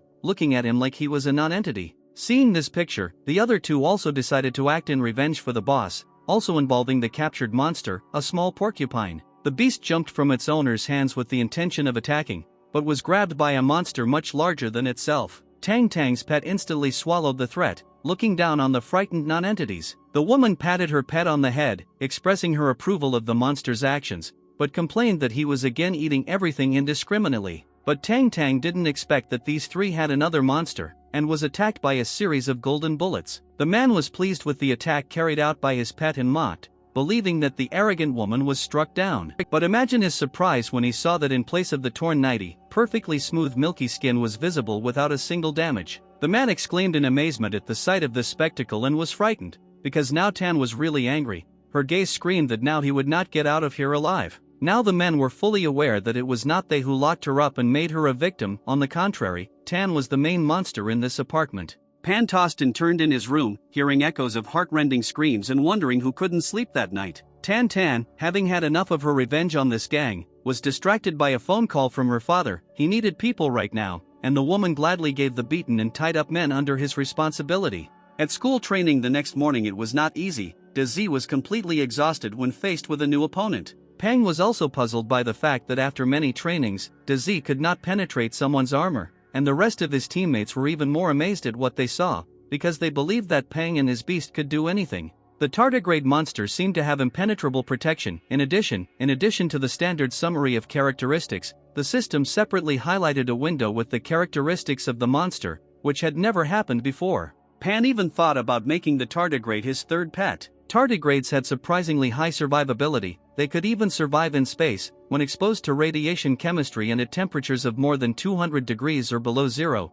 Their defense was also quite strong against anomalous attributes. However, even with all the incredible properties, it was not clear how the tardigrade could work in the same team with Bu and Dezi. Pang would prefer to find a monster that could fly or heal. Pan was distracted from his thoughts by a loud sound coming from the direction of the training field. Lianzi, Taehan's armored rhinoceros, had just been able to defeat her opponent, and the girl was actively praising her for her work. Pang noticed that Lianzi had become much bolder during training than before. Pan was distracted from observing his successful training by the ringing of his phone in his trouser pocket. The caller turned out to be Director Lee, asking if Pang had a free minute today. The man said that he would like to invite Pang to dinner with his friends and introduce them to the guy. The director spoke extremely politely, leaving Pang a little bewildered. The guy suggested that this was due to a recent incident due to which the company suffered greatly. Pang understood that the development of the company at the moment was quite dependent on him, so he agreed to the director's proposal, asking him to pick him up after school.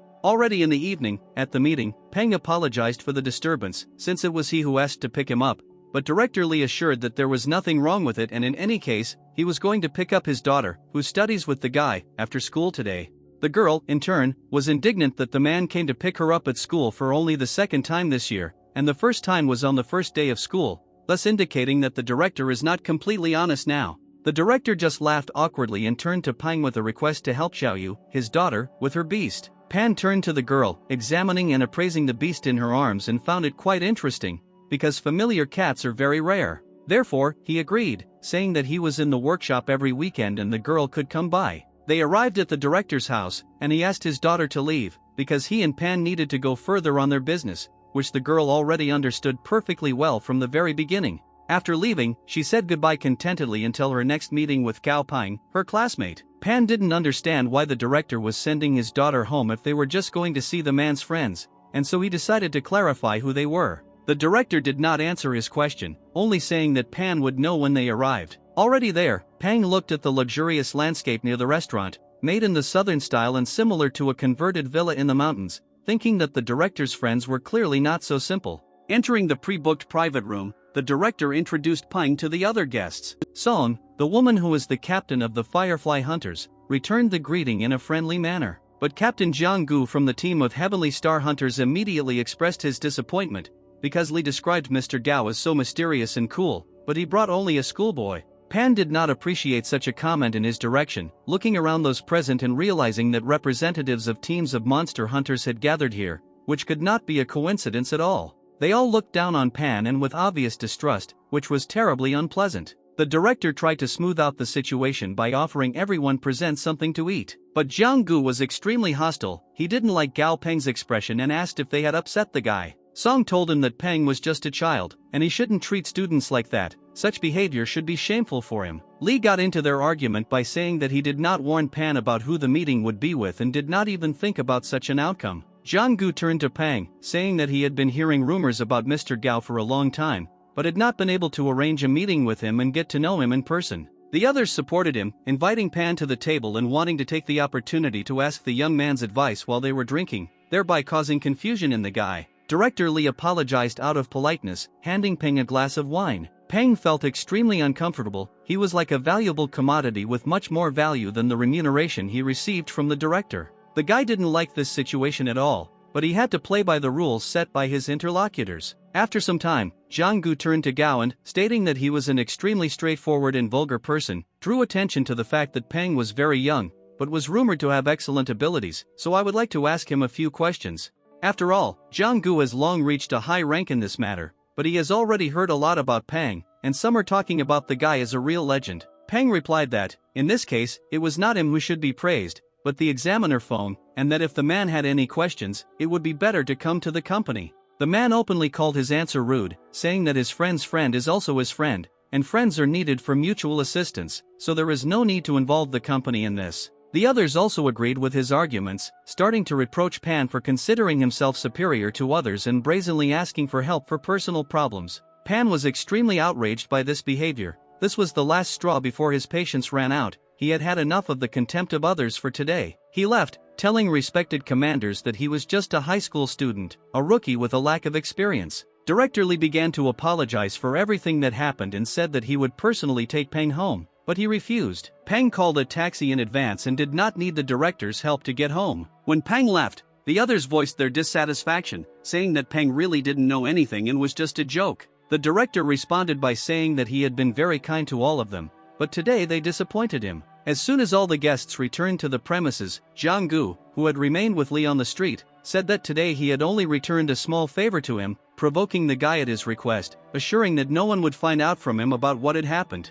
Director Li laughed, saying that there was no need to say that, because they were just friends helping each other. But Jiang Gu did not appreciate his words, answering that he did a mutual kindness, and now they are even. As he left, the man wondered why Gao Peng was helping the director so much if he was jumping out of his pants so that others would like him so much. As a result, Pan arrived home when it was already quite dark. Taking off his shirt, the guy turned on the TV to distract himself a little. The news reported strong side effects from the genome enhancement serum. After its introduction to the familiar, many cases of the appearance of malignant mutations were recorded, as confirmation of which, display a rather unpleasant picture of a crippled monster on the screen. Due to unpredictable symptoms, it was recommended to abandon the serum, and it was also planned to stop selling it worldwide. While watching the news, Gao Peng's phone rang. It was Director Li again. Reluctantly, Peng answered the call, asking if the director wanted anything. The man apologized for ruining the evening, justifying that he should have warned about who the meeting would be with,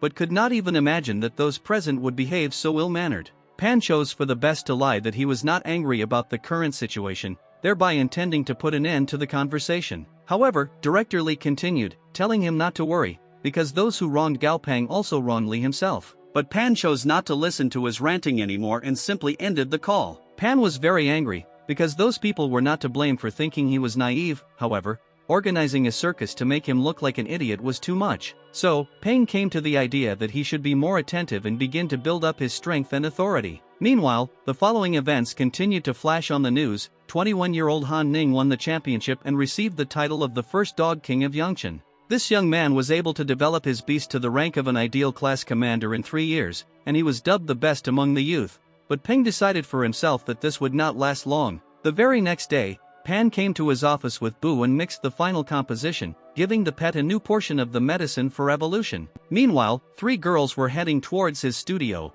one of whom was the director's daughter. Along the way they fooled around, discussing Pan and making fun of each other. Already on the spot, Secretary Xian met them, kindly clarifying whether the girls had a meeting for 3 with Gao Peng. The girls immediately began to clarify in confusion whether it was necessary to sign up in advance and say that they did not know about it, to which Xian suggested that they clarify now, when Peng would generally be free. Zhao Yu thought about the fact that her father had previously called Gao Peng a genius, but the downside is that with a high level, the price for his services is probably quite high, but because of this, perhaps there are few clients. All thoughts suddenly disappeared when a deafening roar was heard from the workshop. This sound gave me goosebumps, making my heart beat difficult and forgetting how to breathe. Meanwhile, Bu in the workshop has already shown the world his new look. The monster finally evolved into an epic-grade bone monkey, making Pan incredibly happy. Also, after his promotion, Bu unexpectedly acquired a new powerful ability. The Heart of Bloody Threads increased all of Bu's characteristics, and could also control the beating of other people's hearts. Pan was very happy about this, because thanks to this ability, Bu's combat power would become much greater. However, now there was a problem of a different kind. Bu's size had become too large, and moving along the street with him would become much more difficult. Peng came out of the workshop and asked Xian to find something to cover Bu so that he would be less noticeable, but she was too amazed that in such a short time Peng was able to increase the familiar to epic rank. Zhao Yu, who noticed the guy, greeted him, calling him Uncle Gao, who recognized her as Director Li's daughter. Peng realized that the old fox was afraid that Peng would not make contact, so he was using his daughter. But more than that, Pan was interested in the familiar of the girl's friend. Obviously, in the new conditions, the jellyfish mistook the air for the sea and adapted, a very interesting solution. Zhao Yu turned to Uncle Gao, asking him to examine her familiar, but the guy asked to stop calling him that. It was too unusual, especially considering that they were the same age. Further, Pan explained in the usual manner the algorithm of work, that first there is payment for the service, which for her familiar, an elite mint cat, should cost 60 credits. He decided that there was no point in being biased towards the girl, because she does not know about the machinations of her father. Therefore, Peng said that for the sake of Director Li, Zhao Yu's father, he would pay for the materials himself, for which the girl was immensely grateful to him. And then, not seeing the pet, he asked where he was, to which the girl was confused and began to look around in a daze, not understanding where he could have gone. Her friend reported that the cat was hiding in the corner, most likely scared of the bone monkey, which was true. Noticing that the owner was looking for him, the cat immediately rushed into her arms in tears, in search of protection and consolation. Zhao Yu happily consoled him, saying that there was nothing to worry about. Pan, meanwhile, asked the owner of the jellyfish familiar where she bought it. He had never seen anything like it before, and he became interested. The girl explained that in fact this jellyfish is just a pet that she uses as a wallet, because they can send anything into subspace. She demonstrated the pet's abilities by handing him a phone that instantly disappeared. The girl also added that floating jellyfish are a specialty of Pengchen City, and recently they have been sold in large quantities on Wugu Shopping Street. What she said interested Pan even more. The spatial beast seemed like something quite useful. That is why Peng went to the place indicated by the girl at the first opportunity. Jellyfish were actually sold here. They interested and delighted passers-by with their appearance, inviting them to buy. Pan immediately asked the seller to show him the floating jellyfish, to which he instantly showed him one of the presented ones. However, this is not exactly what Peng had in mind and explained to the seller that he wanted to see all the jellyfish so that he could choose himself. Pan, at his request, was led to the warehouse to the aquarium, where all the available jellyfish were displayed. The database kindly explained that floating jellyfish evolved from ordinary sea jellyfish and were modified by the effects of cosmic energy, settling and thriving in their territory. However, being victims of predatory animals, they almost became extinct. Pang remarked that they were probably the most pathetic dimensional beast species, to which the seller replied that they really didn't have any skills other than levitation and dimensional pocketing. Pan began to look at the available monsters and noticed that they were all not much different from ordinary jellyfish. However, one jellyfish clearly stood out, different from all the others. It strangely looked hyperactive. Pan said that he wanted to buy this particular jellyfish among all the others. The seller highlighted its selectivity, saying that it was a rare mutated species of floating jellyfish, an ideal class floating jellyfish king with speed ability, worth 100 credits. Pan noticed that what he said was absolute nonsense and set a price of 50 credits. The seller immediately happily agreed. It became very obvious that even this price was quite high. And yet, Pang still won, because he saw the real characteristics. This hyperactive jellyfish had 2 attributes and an advanced class. Pang had already seen what kind of team of pets he would make. While the jellyfish was tied up so that it would not fly away, it resembled a balloon, which Pang directly stated, giving her the appropriate name Chunba. Arriving home, Pang immediately introduced the new family member to Dzi, to which he showed a far from happy reaction. The pet ran away into another room with dissatisfaction, slamming the door. Pan didn't understand his reaction, but made the assumption that he was jealous. However, this was not the reaction Pan expected, and he did not like it. Pang immediately played his trump cards. Knowing his familiar very well, he began to talk about specially purchased dried insects and poisonous swordworms, so dearly loved by Dzi, as well as expensive materials for level advancement. Succumbed to these sweet words, Dzi quickly came out of his hiding place, salivating from the description of his favorite treats especially for him. But instead of the promised goodies, Dzi received only a scolding for his ugly behavior. While the two were making out, Bu and Chunba were quietly interacting with each other, seeming to have found a common language with each other. Pang took revenge on Dzi for disobedience and bickering, and with a sense of accomplishment, returned to Chunba. Pan intended to conclude a contract with the jellyfish right now, because while his level was not so high, it would be easy to do this, which he was going to take advantage of. Medusa seemed frightened by his actions, not understanding what the guy was going to do. Pang, meanwhile, examined Chunba's mind space, which was smaller than Dzi's, but at the same time more timid and restless, and his mind was still too unstable. In the end, Pang decided for himself that if he signed a contract right now, he would feel like a kidnapper of a child, so he decided to put it aside and for now start spending more time with Chunba so that he began to trust him. Pang thought the best solution for this would be to take Chunba with him to school tomorrow. When they met, Mu reacted rather strangely to him. She seemed puzzled. And not only Mu, all the other students also did not understand what had happened, believing that for some reason Pang put an extremely ugly hat on his head. However, the hat was actually Chunba, his new pet, as he demonstrated by retrieving a bottle of water from subspace. Pang explained to Mu that this was a floating jellyfish, an animal with spatial abilities. The girl said that she had heard about them, but quickly changed the topic to the upcoming training match, asking if Pan had already seen their today's opponent. Pang shared his thoughts that the purple scorpion really looks threatening and it looks like it won't be an easy fight. Mu asked whether Pang would fight first today, as usual. From the side, there were whispers from other students that it seemed that the points for the first victory of the day would again go to Gao Peng today. This was not the first time this happened, so Peng decided that this time he would give in to others, which he openly stated in front of other students. Many were scared, but one of the students was happy about this turn of events and decided to take advantage of the chance by asking to speak first. Pang was wary, because this disciple had a rooster dragon familiar,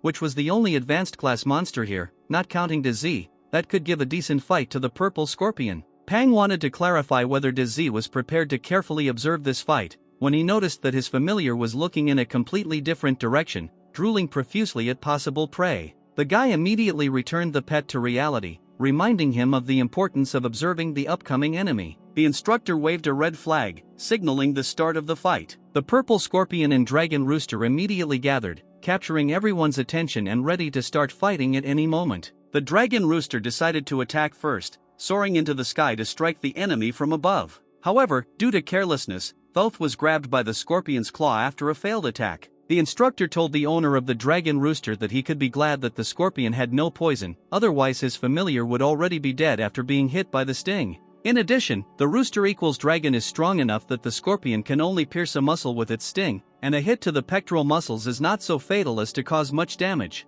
After this, the dragon rooster pecked his opponent with impressive force. His master was already rejoicing in victory, exulting after the seemingly devastating attack. However, Pan saw much more and understood that this was not the end of the battle. After the merciless attack of the rooster dragon, the purple scorpion struck back with a serious blow, which became fatal. The dirty but victorious move completely broke the rooster dragon, forcing him to shed a tear. Many students even unwittingly felt his pain, sympathizing with the monster. At this point, the instructor decided to stop the fight, because the further outcome was obvious. The rooster dragon immediately ran away in tears, because in this battle his pride was trampled. The instructor asked if there were any more volunteers to challenge the purple scorpion. Also, the instructor noted out loud that previously the purple thunder centipede had always opened the battle, but some were unhappy with this, underestimating the enemy. Now the students had no objections. They themselves suggested that those with higher grades should move forward. The instructor turned to Pang, asking his opinion on this matter. Pang did not refuse, again taking the first battle on himself and Dizzy. As soon as Dizzy crawled into the cage and took a fighting stance, the fight began. Mu asked Pan's opinion about the upcoming battle, because the purple scorpion had demonstrated overwhelming power, with which the guy mentally agreed, at the same time deciding that the monster's weakness probably lay in its clumsiness.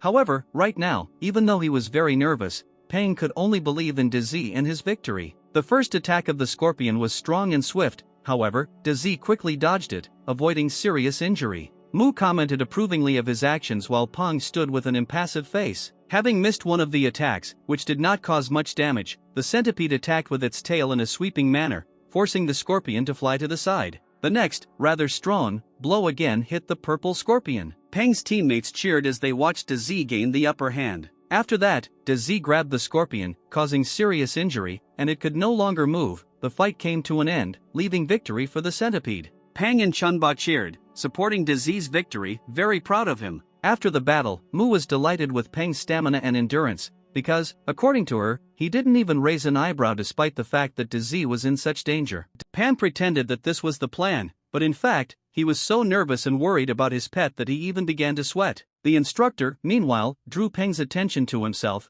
asking him to calm down Dizzy. The man complained that they didn't have many monsters to train on, so they couldn't let the centipede eat the scorpion it had defeated. Dizzy, meanwhile, enjoyed his prey, methodically tearing off a piece of the flesh of the defeated enemy, drenched in a bright green liquid that served him as something like blood. Seeing this sight, the disciples began to whisper again, worrying that Dizzy, judging by his wild behavior, was not completely tamed, which means that everyone who was here could be in great danger. But, following the instructions of the instructor, Pang called Dizzy to him despite the latter's extreme dissatisfaction. The centipede immediately ran to its owner past the crowd that parted in front of him out of fear. Pang took a handkerchief from his pocket and immediately began to wipe his pet, together with Chunba, who was helping him in this matter, saying that he should not eat anything and scare those around him, especially since dried insects are much tastier and more nutritious. There were also dissatisfied people with these words and began to be indignant that no one had scared them, and Pang was too arrogant. Mu advised Pang not to worry about this, saying that this little thing was simply afraid of Dizzy's incredible power. Pan, in turn, noticed that now they were all fighting monsters in cages, under the protection of instructors and silver moonwolves. He addressed the students, asking what would happen when they encountered monsters in the wild. The rest began to actively resent his statement that with such thinking one should not become combat trainers if life is precious. The brewing argument was interrupted by the instructor with just one clap of his hands, saying that Pan was right. He also said that while everyone is gathered, important information needs to be conveyed, because everyone here has completed the basic training course and starting tomorrow they can apply to be sent to the training base. Already there, everyone will be trained during the week for which the school has approved study leave for the participants. Many were delighted that after so much training, the time had finally come for real battles, while others were worried, considering themselves insufficiently prepared. Pang considered being in an unknown territory training base to be a great opportunity. Some people had a question about payment, because not everyone could immediately make a contribution of 5 credits, especially since nothing had been said about this before. The instructor replied that in this case, you could refuse the trip or go to a private field training base in the wild. Even then, many agreed that 5 credits was a very favorable price, because going to a private area usually costs from 20 credits for a week, and that's just for the entrance, and you also need props and equipment. It was also possible to sign a contract with the military alliance to serve for the next 8 years after school, in which case they would cover all the costs of training. Thus, thanks to the ability to choose average pay or sign a contract, the army gained its power, which was quite smart. The instructor also warned that when registering to participate, death insurance is mandatory. This was the end of the instructor's speech, after which Pang and Mu were able to bump fists, declaring themselves a team for further testing. Soon, a camouflage-painted SUV was taking everyone who agreed to the training base area. Everyone made noise during the road, joyfully discussing the changing views outside the window. At some point, the car hit a rock, rocking violently and alarming the passengers. The driver turned to them to apologize for this mistake, but his smile made it very clear that he did it on purpose to keep everyone quiet. Peng sighed, remembering that he wanted to go see Tang Tang this morning, but she didn't respond to the knock on the door, and also didn't answer the phone. He just hoped that she was okay. The guy also thought that this might be connected with a secret that Tan still couldn't reveal to him. The transport shook noticeably again, causing discontent among others. Everyone began to be indignant that this was too much,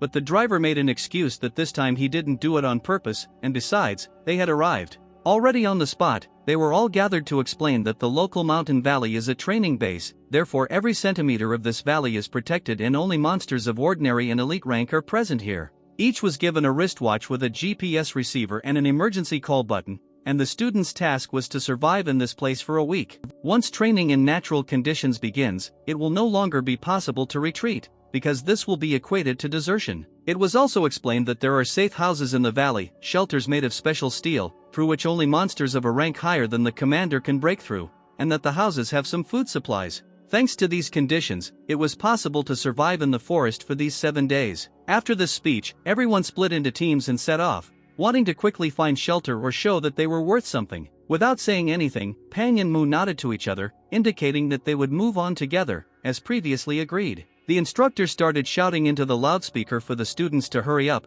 He also said that if someone does get eaten by the monster, that person will be found using the GPS signal and will take revenge, as if this could console someone. However, many considered it best to listen to the man and hurry up. Mu approached Pang, wondering what he was so passionate about that he froze in place. The guy drew her attention to the bird. It was a rain sparrow. Representatives of its species love wet places with water and are very sensitive to rain. Mu recalled that in cities these birds are kept in meteorological towers, and they also have a weak attack, but high speed. Peng noticed that it is much better to watch monsters in the wild and that, in contrast to the monotony of the city, this place can be compared to a nature reserve. To which Mu only said that he is an excellent student. He is an excellent student in nature and, probably, this is the key to his success.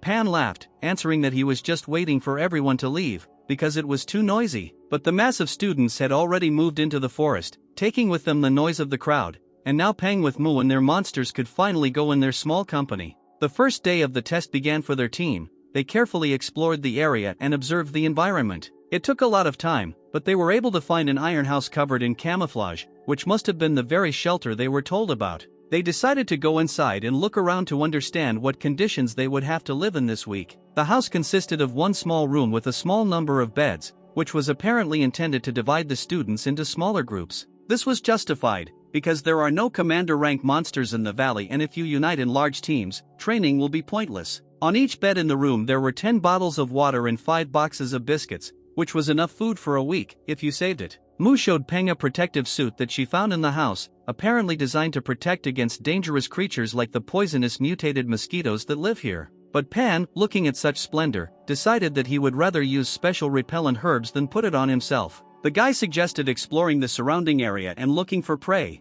because he didn't want to eat only tasteless biscuits for the next week. Peng suggested using the size of Lianji to build a road, because now, if any danger is encountered, they can always return to the shelter. Mu greatly admired Peng's idea, because he, as always, thought everything through carefully. Therefore, they followed outside, deciding to find some source of water nearby, which is a natural gathering place for monsters in the wild. Mu suddenly felt dizzy and complained about the strong stench of humus from the flowers and plants in this forest. In an attempt to maintain balance, the girl was going to lean on a tree. However, Pan stopped her, also indicating that she needed to be quieter, as if he was waiting for something. Afterwards, Pang asked Mu to order Lianji to attack the tree next to them with all his might, leaving the girl wondering what was so special about this tree. However, at school, all of Pang's plans were always accurate, so Mu saw no reason to doubt the guy's words and decided to trust his request. Mu gave the order, and Lianji hurried to attack the tree with all her might. As a result, a frightened snake fell from the tree, hitting all the protruding branches. Mu thanked Pang for saving her, because if it weren't for him, this snake would have attacked her. Pang explained that this monster is a green tree snake,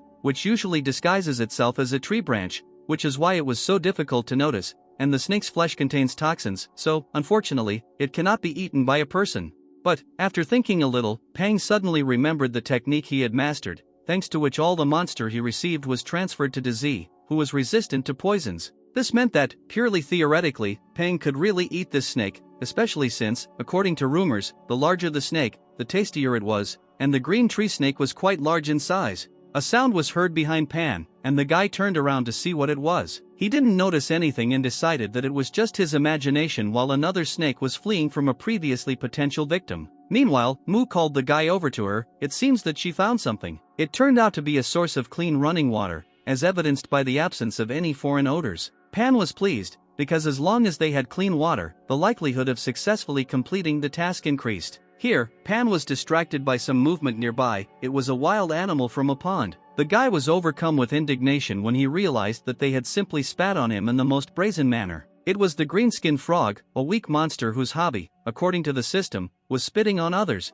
and whose weakness was disliking the spitting of others. It was very strange, and besides, Pan wondered who in their right mind would decide to spit at a frog in response. Deciding not to dwell on this, Pan was about to leave, but the frog spat at him again. This time Pan could not stand such impudence and spat at the frog in response. Pan was extremely pleased with himself, mentally mocking the stupid frog, whose weaknesses Pan knew in advance. The frog could not stand such humiliation and roared, causing many response roars from under the water. They all appeared at once, terrifying Pan, who saw the sight, while Mu said something to him, not seeing this nightmarish picture behind her. Meanwhile, the frogs began to concentrate for an attack, apparently radically different from the previous rather harmless spitting. Pang grabbed Mu's hand and ran away, saying that they urgently needed to leave. As a result, many of the blows from the reservoir were completely taken by Lianji, as the most impenetrable and overwhelming in size from their company. They had barely been able to tear themselves away from the army of amphibians and were now trying to catch their breath. Mu couldn't believe that she had just had to run away from an army of frogs. It was just funny. Pan replied that one should not underestimate them. 1 or 2 frogs are not terrible. However, there were at least 1,000 of them in that lake, so there is no point in messing with them anymore. From his words, Mu realized that everything happened because of Pang. She tried to accept this fact, but it did not fit into her head. Pan didn't let her dwell on this for long, deciding to summarize the information they had learned today. According to their observations, in the north behind the forest there was a frog lake, in the west there was a path to the gate without dangerous monsters, in the south there was a dense jungle with traces of a large predator, and in the east there was a small slope leading to a spacious meadow with traces of herbivores. Mu suggested continuing to explore the area until it got dark. However, Peng enthusiastically stated that it would be better to go back to the shelter and eat instead now, causing both Mu and Lianji to be puzzled and Dizzy to be happy. Noticing the lack of reciprocal joy from Mu, Peng advised her to relax, because if you work too hard on the first day, you will have no strength left for tomorrow. Mu said that in that case they should look for food, but Peng objected. He introduced the previously caught green tree snake to the girl's attention, which she was not at all delighted with. But Peng added that he also had seasonings, mint cloves, golden nutmeg, blue-black grass, and some secret spice. Mu was sincerely perplexed when Peng managed to collect all this and where he kept it all. As it turned out, he had prepared in advance, knowing that they would have to survive in the wild. While they were talking and deciding what to do next, they were watched by cameras placed throughout the base. Inside the headquarters, vigorous activity was in full swing. Notes and conversations were being made about the results and failures of students. In particular, Peng's gaze, whom Zhang Bai had previously described as a capable coach, attracted his attention. Some laughed at Gao Peng's escape from the frogs, but admired his finding of food, which could be attributed to his ability to survive. The chief instructor stated that they were thinking narrowly, because Peng had a very short training period. The man noticed that Gao Peng's use of terrain, wilderness survival skills, need to surrender, and overall efficiency surpassed that of most other teams, so the instructor ordered the focus to be focused on this student. Peng and Mu with their pets, meanwhile, had already returned to their shelter. However, an unpleasant surprise awaited them here, which they did not expect. The door to the shelter was locked from the inside, and Mu was unable to open it. The girl began to actively knock, asking to open the door to the shelter for her and Pan. However, the students inside refused, saying that they had taken over this shelter and the two of them would have to find another one. Mu was upset, but understood the position of the students. They didn't care who was the first to take the shelter. Gao and Mu were to blame for the fact that they came across such selfish people. Peng tried to appeal to the teenagers, saying that it would soon get dark and dangerous outside, and he and Mu wouldn't even mind sleeping on the floor. Besides, there were only 2 of them. The next answer was the same rude refusal. They were told to leave and look for another shelter, making the excuse that this house was too small. Mu was very angry with this answer and wanted to express everything, but Peng stopped her. He told the girl that there was no point in arguing with such people and that in the future someone would definitely teach them a lesson. Mu had no choice but to agree with his words. The girl turned around to leave, but for some reason Pan, on the contrary, walked closer to the shelter. Mu was surprised by Pang's subsequent actions. She did not expect such a move from him. The guy simply took and tied the door handles of the shelter with a chain, closing the entrance from the outside, which in the future will not allow the door to be unlocked from the inside, which means leaving locked. While Pan was contentedly rubbing his hands, looking at the work done, Mu asked where he even got this chain. Pang explained that he found a chain in the shelter. It was lying next to the table, most likely to strengthen the doors and increase the security of the shelter, and Pang put it in his backpack before leaving. The observers who had seen the entire incident through the cameras laughed heartily at the headquarters, saying that these two disciples were too good. Someone even called them little devils, while the chief instructor noticed that Gao Pang was actually very cunning. One of those present realized for himself that Gao Pang was much stronger than ordinary students. One could only wonder whether his strength and ingenuity would help him survive the next night without shelter in the wild, where so many monsters live. Meanwhile, Mu, Pang and their pets still hoped to find shelter for themselves and went deeper into the forest. They did not notice that a wild monster was following and watching them from the shadows of the trees. After a while, Mu and Pang realized with regret that they would have to spend the night in the open air, because it was no longer safe to continue looking for something. Suddenly Pan discovered nearby a tall trunk of a massive tree, the branches of which were at a height of 4 meters from the ground, which created excellent conditions for spending the night. They had the opportunity to build themselves a simple shelter. Lianji began hitting nearby trees to knock down as many branches as possible. After this, Pang began to make a comfortable place to sleep on that same huge tree from the extracted materials. After some time, the bed was ready, which everyone was immensely happy about. Mu exhaled with relief, because she could finally rest. While she was thinking about this, Pang had already managed to lie down and fall asleep, quickly and soundly, and Lianji and Dizzy also followed his example. Without thinking twice, Mu took a blanket from her bag and also went to bed. Meanwhile, they were being secretly watched from behind the dense foliage of the forest. It was Tang Tang. She was not complaining about the negligence of her nephew and his team,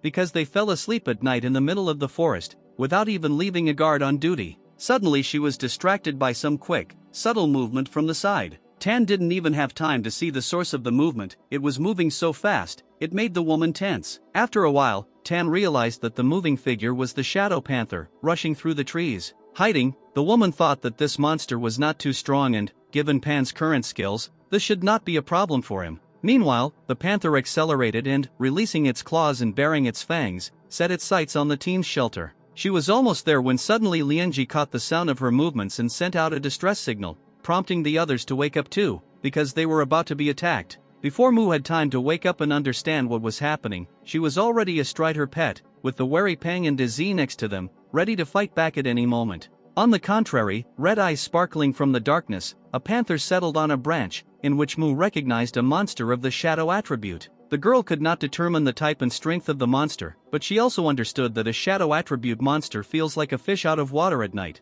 so Mu asked Pang what would be better to fight or just run away. But Mu didn't know that Pang had a system that allowed him to accurately determine the 15th level and overall class of the shadow panther. The guy reasoned that running away meant exposing his back to the beast, which would only anger him even more. While he was reasoning, the panther took off and rushed straight at the guy, but he didn't even move. At Pang's command, Dizzy appeared between him and the wild beast to protect his master. Dizzy dodged the enemy attack that was directed at him. After literally seconds and a few more dodges, having adjusted the moment, Dizzy launched a retaliatory attack with the power of an electric charge, after which he bit through the enemy's body until it bled. Pang supported his pet from the side, analyzing that thanks to the electric attribute, Dizzy paralyzed the enemy and reduced his speed. All this was the result of their intense training, thanks to which Dizzy could now handle even a monster of a higher level. After a crushing blow, the panther fought back and jumped a decent distance to the side, thereby running away from subsequent blows, wounded and angry. But suddenly something made her tremble with fear, making her greatly regret the place she had chosen to land.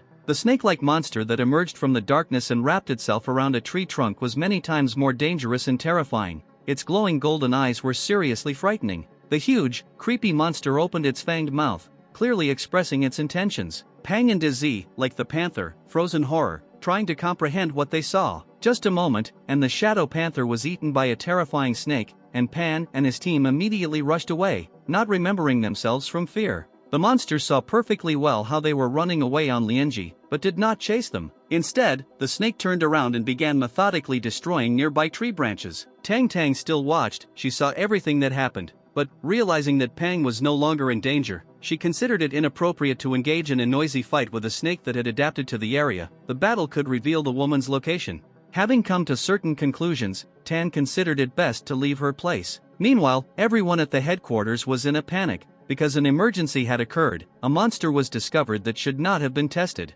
But Instructor Chen ordered that no action be taken, arguing that giant anacondas usually have a calm character and do not attack without reason, which means this could serve as a good test for students. The commander agreed with him, considering his reasoning logical, and gave the order to the Berkut team to be ready to move in case the emergency button was activated. The next morning, as soon as everyone had time to wake up, Pan announced the need to return to the place of the previous night, because when they ran away, they were in a hurry and left a lot of useful things. Mu was not at all delighted with this idea, because they could not be sure that the anaconda had crawled to another place. Moreover, its weak points and methods of attack were unknown, which means the idea was extremely dangerous and reckless. But Pan objected, saying that the unknown is the main reason for returning, because data about the monster is the main strength of the trainer and in the future it can save lives. Such dark thoughts often visited Pan, because they live in quite alarming times. Pang also drew Mu's attention to the fact that if they stay in safe zones all the time, they will only become weaker from time to time. Mu had no choice but to agree with Pan and run after him, catching up. Looking at the debris left after the anaconda's rampage, Mu lamented that their team could have suffered the same fate as the trees if they had not managed to escape. Looking around, Pan suddenly noticed out of the corner of his eye something standing out in the stump of a once strong tree. Coming closer, Pan could not believe his eyes. He looked at the huge white crystal in the rubble and read the characteristics of the system. The item turned out to be a woody space heart, a material with a space attribute, which is the main component for the development of a floating jellyfish, information about which is not on the market, which means no one knows how to find this material. Pan theorized that yesterday's mutated anaconda became so huge due to eating the same material, which also explained why it did not chase after their fleeing team. The snake was simply protecting its hunting grounds. The guy decided that he was obliged to take advantage of the opportunities that field training provided and collect as many rare materials as possible that he could find, and began to put into his backpack some of what he could find so far. As a result, throughout the next days of training, Pan purposefully hunted for rare materials, finding a lot of useful things for himself, enjoying it immensely. And so, on the 7th day, the training was successfully completed, as the commander informed the joyful students. The man also announced that the next trip is planned in 3 weeks and all previously registered students will be able to attend for free. The next 3 days were declared days off before returning to the usual pace of study, which the students rejoiced at, because many only dreamed of rest after the test, which was not so easy for everyone. Pang also hurried to check his phone for messages from Tang, but was dumbfounded by the news about the locusts that appeared on the display. As it turns out, at the moment all the news in the city of Chang'an is full of emergency situations. Pang became a regular listener to this news as soon as he returned home. It was reported that according to the latest research results conducted by Director Chen of the City Association, the monsters called dead leaf locusts are very afraid of fire. Only thanks to this weakness they have been contained so far. According to experts, there are hundreds of millions of locusts in the swarm, each of which reaches a length of at least 30 centimeters. Pang watched the news report with gloomy thoughts. He knew that things were bad. The guy was distracted from his thoughts by a call from Chairman Foam, whose research was recently reported on the news. The chairman said that the military had brought a new batch of voracious golden toads to upgrade their class, and asked if Pang could come to the association tomorrow. Hearing this, Pang was surprised and asked if the military wanted to use these voracious golden toads to fight the dead leaf locusts. The men present in the chairman's office during this conversation were extremely surprised at how the guy knew about the military's intentions. The chairman silenced the men with just one menacing look. He replied to Pang that he was right and explained that thermal weapons turned out to be too ineffective for destroying locusts, so now an attempt is being made to find a way to fight based on the laws of nature. Pang realized that, in other words, the military wanted to find the locusts' natural enemies. The chairman, seizing on the guy's interest, reminded that Pang's participation in the project was paid for by the association. Pang immediately agreed, but asked that his monetary reward from the association be replaced with something else, for example, a commander-rank electric monster core. The chairman hesitated a bit, mentioning that this was not possible by law, but considering Pang's special approach, this would not be a problem. The very next day, Pang was at the Chang'an City Coaches Association building, where Chairman Foam greeted him with open arms. The workers of the building began to whisper with all their might, discussing the fact that the chairman had personally come out to meet some teenager. The chairman began to escort Pan to the elevator, reporting that the military had already delivered the voracious golden toads yesterday. Noticing the man's tired appearance, Pan asked if he slept at all that night. He confirmed that he did not sleep, as he tried to do at least something with the delivered monsters, but could not achieve anything. Upon arrival, Pan was amazed at how huge the room was. Chairman Fong proudly introduced this place to him as the experimental department of the Monster Trainers Association.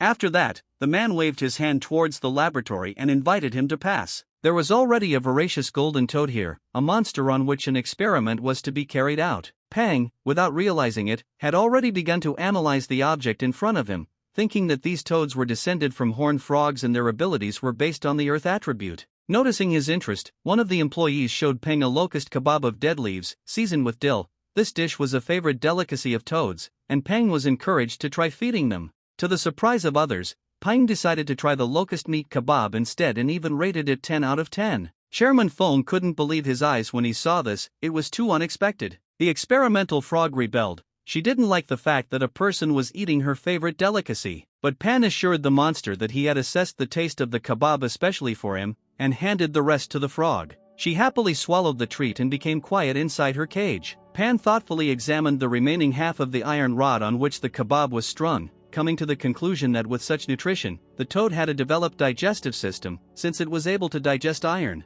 When asked what specific characteristics of the toad the military wants to improve, the chairman replied that, first of all, protective and digestive abilities, as well as attack power. The chairman also presented the results of his previous research, in which he discovered that the voracious golden toads have an affinity for two elements, fire and earth. Also, as a result of the latest tests, it turned out that the flesh and blood of the toad have a high similarity to the fire orchid vine, but the properties of the flower are too weak. While listening to this calculation, Pang also read the system's information about the path of evolution of the toad and, indeed, the fire orchid was one of the auxiliary components. All the conditions had to be met correctly. Having made certain conclusions, Pang immediately turned to the chairman, proposing to approach the problem in a different way, but Chairman Chen was amazed at how quickly Cao Peng managed to come up with something. Pang gave an analogy with cooking, saying that if, when pickling a toad in a fire orchid vine, the taste is too weak and unsaturated, then if you change the cooking method, for example, fry it over a fire, the taste will immediately become richer.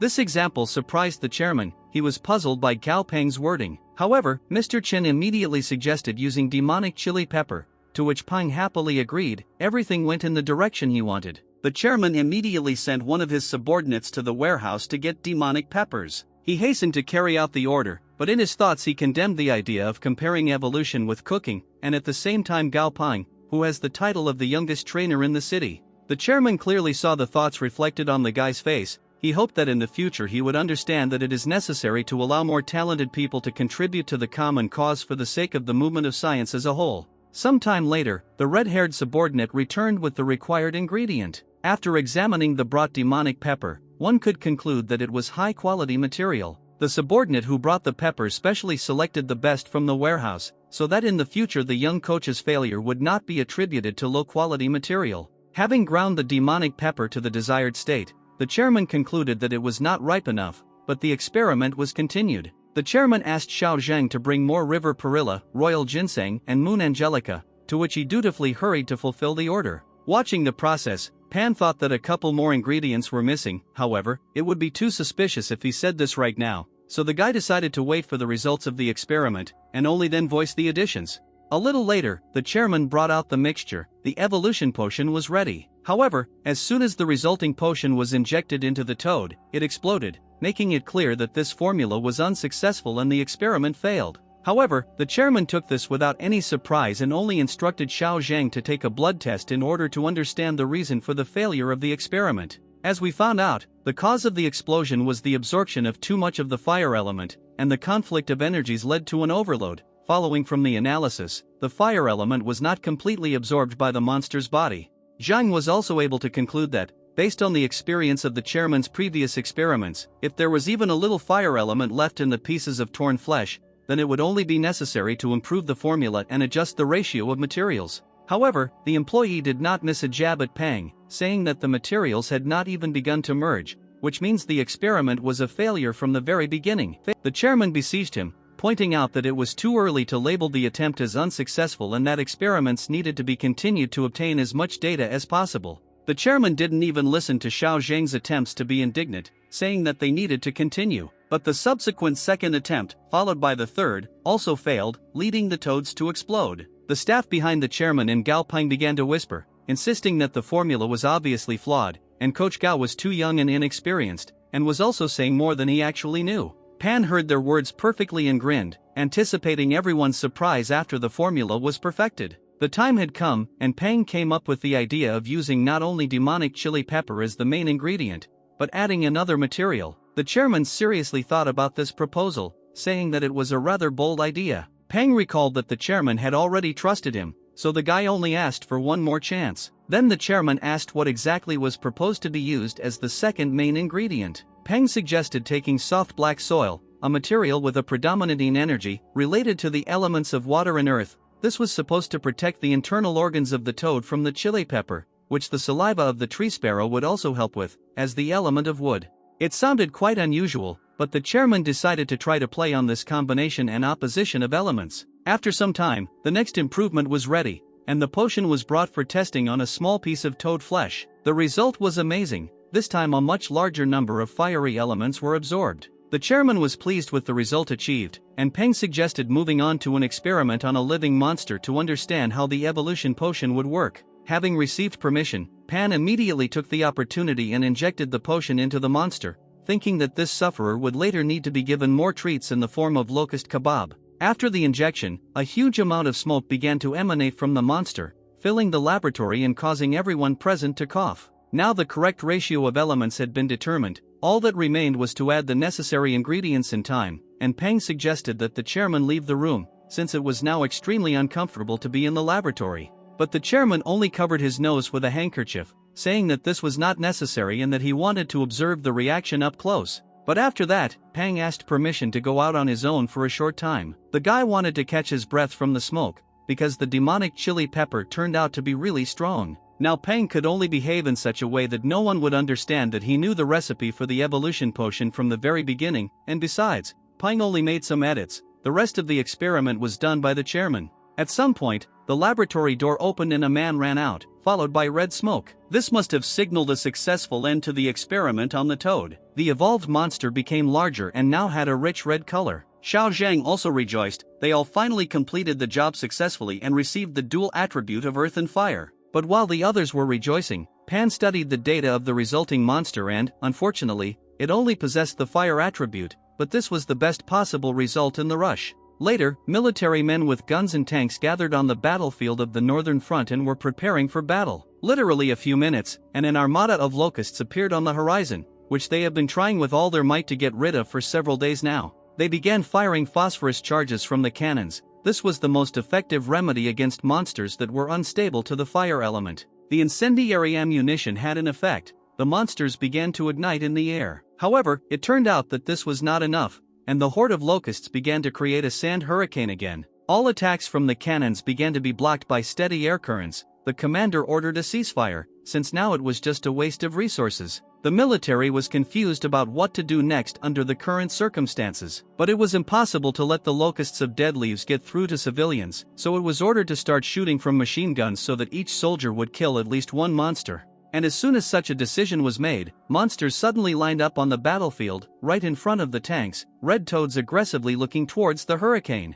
The red vapors emanating from the surface of the ribbed skin of the toads became a cause for concern for the locusts. Unexpectedly for the military, the hurricane caused by the raging monsters suddenly stopped. When one of the recruits asked where these toads came from, the commander explained that their colleagues had sent monsters to the front to help, developed by specialists specifically to combat the deadleaf locust. The croaking of the toads under the horde of locusts kept growing, putting pressure on the enemy. After some moments, the toads accumulated a sufficient amount of magma in their mouths and shot at the enemy at once. Just one large attack from the explosion, and the fried bodies of the locusts fell to the ground. What was left of them resembled the kebab that was fed to the toads in the laboratory. The military was shocked that the toads, in just one attack, dealt with a problem where tanks were powerless. The team captain, watching this spectacle, happily thought that now his soldiers would not have to take risks on the battlefield, and whoever was able to create such monsters must be very good. Later, one of the military vehicles drove up to the apartment building. Several people got out of the jeep.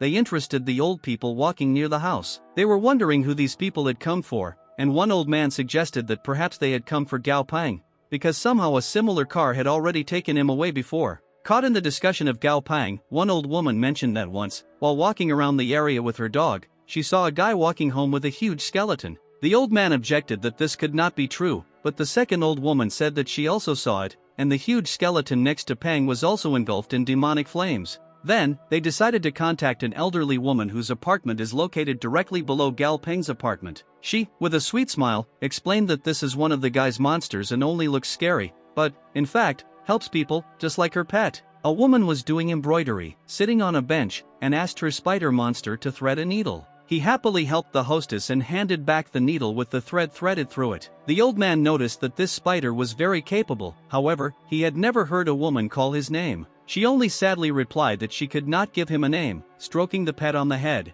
Meanwhile, Pan, who came out onto the landing, could not understand what was happening and why there were military men in front of the door of his apartment. The squad leader stepped forward and placed a box in Peng's hands, informing him that, in accordance with the agreement between Peng and the chairman, as payment for the successful removal of the magma toad, on behalf of the armed forces, the core of a commander-rank electric monster would be transferred. The man also stated that he himself nominated himself to complete this task because he wanted to personally meet with the researcher, which made the greatest contribution to the operation. On behalf of all his comrades in arms, the man expressed his deep respect and sincere gratitude, and the man also said that he represents all his comrades who died in the operation, because defending the homeland is the sacred duty of a military man, but no one wants to die in vain. As Peng watched the departing soldiers, he thought that he should participate more often in such research projects to help the front and use the system to discover new possibilities for evolution. And yet, Peng believed that it was not worth relying too much on the system, because it was much more important to increase your own strength and authority in order to be able to protect yourself and have a decisive voice in the experiments. Peng was suddenly distracted from his dark thoughts by the pressure on his leg. It turned out that it was Dizzy who hugged him. Pan was touched by this display of care from his pet, because he, apparently, was trying to console him. Peng's direction of thought immediately changed. He remembered that the main ingredient for Dizzy's evolution had just been delivered, which means he could upgrade his class right now. Peng immediately set about fulfilling his promise and began preparing the evolution serum. The resulting mixture looked quite scary, but Pan confidently offered the unusually colored electric soup to his frightened pet. Despite everything, Dizzy liked this mixture, and he gladly ate everything that was on the plate. As soon as the portion was eaten, the effect was not long in coming. An element of electricity surged around the monster, and its body changed. Now the centipede began to look even more terrifying than before. But after the effect manifested itself, Dizzy fell down exhausted. His body was exhausted by the evolution that had taken place. Boo, concerned about his friend's condition, immediately rushed to share his favorite delicacy with him, but Peng stopped him, telling him that Dizzy should rest now. Boo had to sadly eat his cedar needles himself while Dizzy recovered. Meanwhile, Peng decided that he should finally finish the contract with Chunba and called the jellyfish to him. She, however, frivolously ignored him and continued to fly along her favorite trajectory. Then Pan resorted to a trick, taking out a bottle of orange juice from the refrigerator. The pet immediately bought it and flew closer. He was as frivolous as in everything else. And while the jellyfish was hugging the juice, Pan quickly pricked his finger with a needle and applied it to the pet's body. Pan was transported to the still weak consciousness of Chunba, although he apparently became braver, because he himself flew up to the guy. Peng proceeded to conclude a contract. He offered to become partners, on the condition that he would give Chunba such power that he would never have to fear anything again. However, he refused, saying that he needed more juice instead. Pan agreed to his request, even if it sounded very absurd, and promised to give him lots and lots of juice. Chunba was delighted, and the contract between the trainer and the pet was immediately concluded. Later, early one morning, an elderly woman sleeping at home was awakened by her monster parrot. He said that it was time to wake up and have breakfast, as the woman's husband used to do. Previously, he took care of her when she was sick. However, by the time the woman recovered, her husband had already died. She didn't know how to live on after this, but the parrot, who had learned her husband's constant phrases, allowed her to hold on, and now the woman felt that her time had come. The woman even felt that the ghost of her husband was here. He was nearby, and the woman cried with happiness, leaving with him. The soul left her body, which remained on the bed in the room, alone and lifeless. Peng woke up early in the morning to Dizzy's screams that he was in terrible pain. The centipede rolled on the floor, languishing and complaining, and he put all his front paws to the source of the pain. Peng was perplexed. He immediately got up to check Dizzy's condition. The guy was worried that something had gone wrong with evolution, and this was the reason for the pet's suffering. Taking a closer look, Pan saw a system notification that teeth were changing, although this was something strange for a centipede monster. At this point, the guy calmed down and told Dizzy that, unfortunately, he would have to endure this in order to become stronger in the future, and in consolation Pang patted him on the head. The next thing on Pang's mind was the evolution of Chunba, with whom they had finally made a contract. It was necessary to choose the path of evolution for the baby, and it was unclear where it would be better to go, in support or development of lethality. If you use the tree heart of space found by Pang as the main ingredient, you will get a forest spirit jellyfish with 2 attributes, healing in space. If you develop a spatial attack, the damaging ability will be simply terrifying, so somehow you don't want to completely abandon the development of the attack, going into pure support. But evolution towards attacking abilities will require a considerable amount of time and resources, which will cost a pretty penny, while the support path is relatively quick. As a result, Pang decided, let there still be a path of support. Chun Ba will be developed into a forest spirit jellyfish. When Pan left the house, he noticed that a large number of people were crowded on the street. They were animatedly discussing something. Many people raised their heads up, talking about the ghost in Granny Chen, as well as Old Man Chen. Puzzled, Pan also raised his head up and saw a huge, transparent blue bird in the sky, as if entangled in the northern lights. The system immediately issued a description, saying that this is a monster called the Guardian of Souls, which is held in this world by someone's strong soul. People continued to talk in fear, and based on what he saw and heard, Pang realized that Grandma Chen, his downstairs neighbor, had died. Suddenly, a rather unpleasant thought struck his head. Pan remembered the striped gray spider that his grandmother had, and that after the death of the monster's owner, nothing was holding him back anymore, so, at best, he returned to nature, but, at worst, he could suddenly become aggressive and start attacking people. Realizing that things were bad, Pan hurried to find the spider before something terrible happened.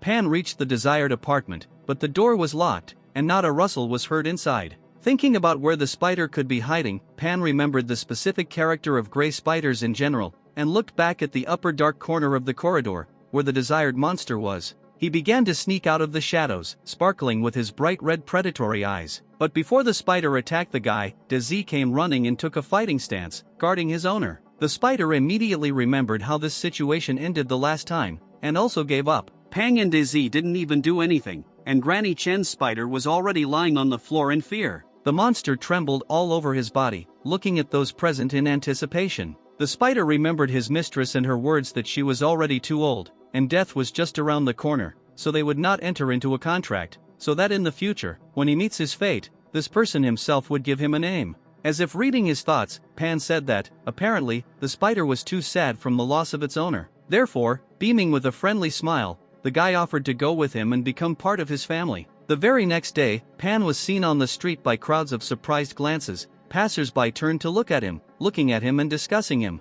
Pang himself, beaming with a satisfied smile, walked into the office with 2 monsters behind him. They were Dizzy and a spider. The people he passed by were actively discussing him, exaggerating and saying that he was the trainer of the 5 poisonous beasts. Pan, meanwhile, mentally rejoiced that now a monster with high defense would appear on his team, although using a spider as a human shield seemed absurd. However, among the options for the evolution of gray striped spiders, there is precisely a path with the development of cool protection, the materials for which are not difficult to find. Now Pan had to make a blood contract with the spider, and then improve it as much as possible in order to gain even more spiritual power. Given the spiritual power gained from making contracts and the evolutions of Dizzy and Chunba, Pang hoped that he would soon have enough strength to make a contract with Boo. Now Pang is a little further that he hurried earlier with the evolution of Boo, because although the improvement was pleasant, now he has to accumulate too much spiritual energy. At the entrance to the office, according to custom, the guy was met by Secretary Xian. However, she was unusually kind and for some reason called him young master, rather than the usual Master Gao.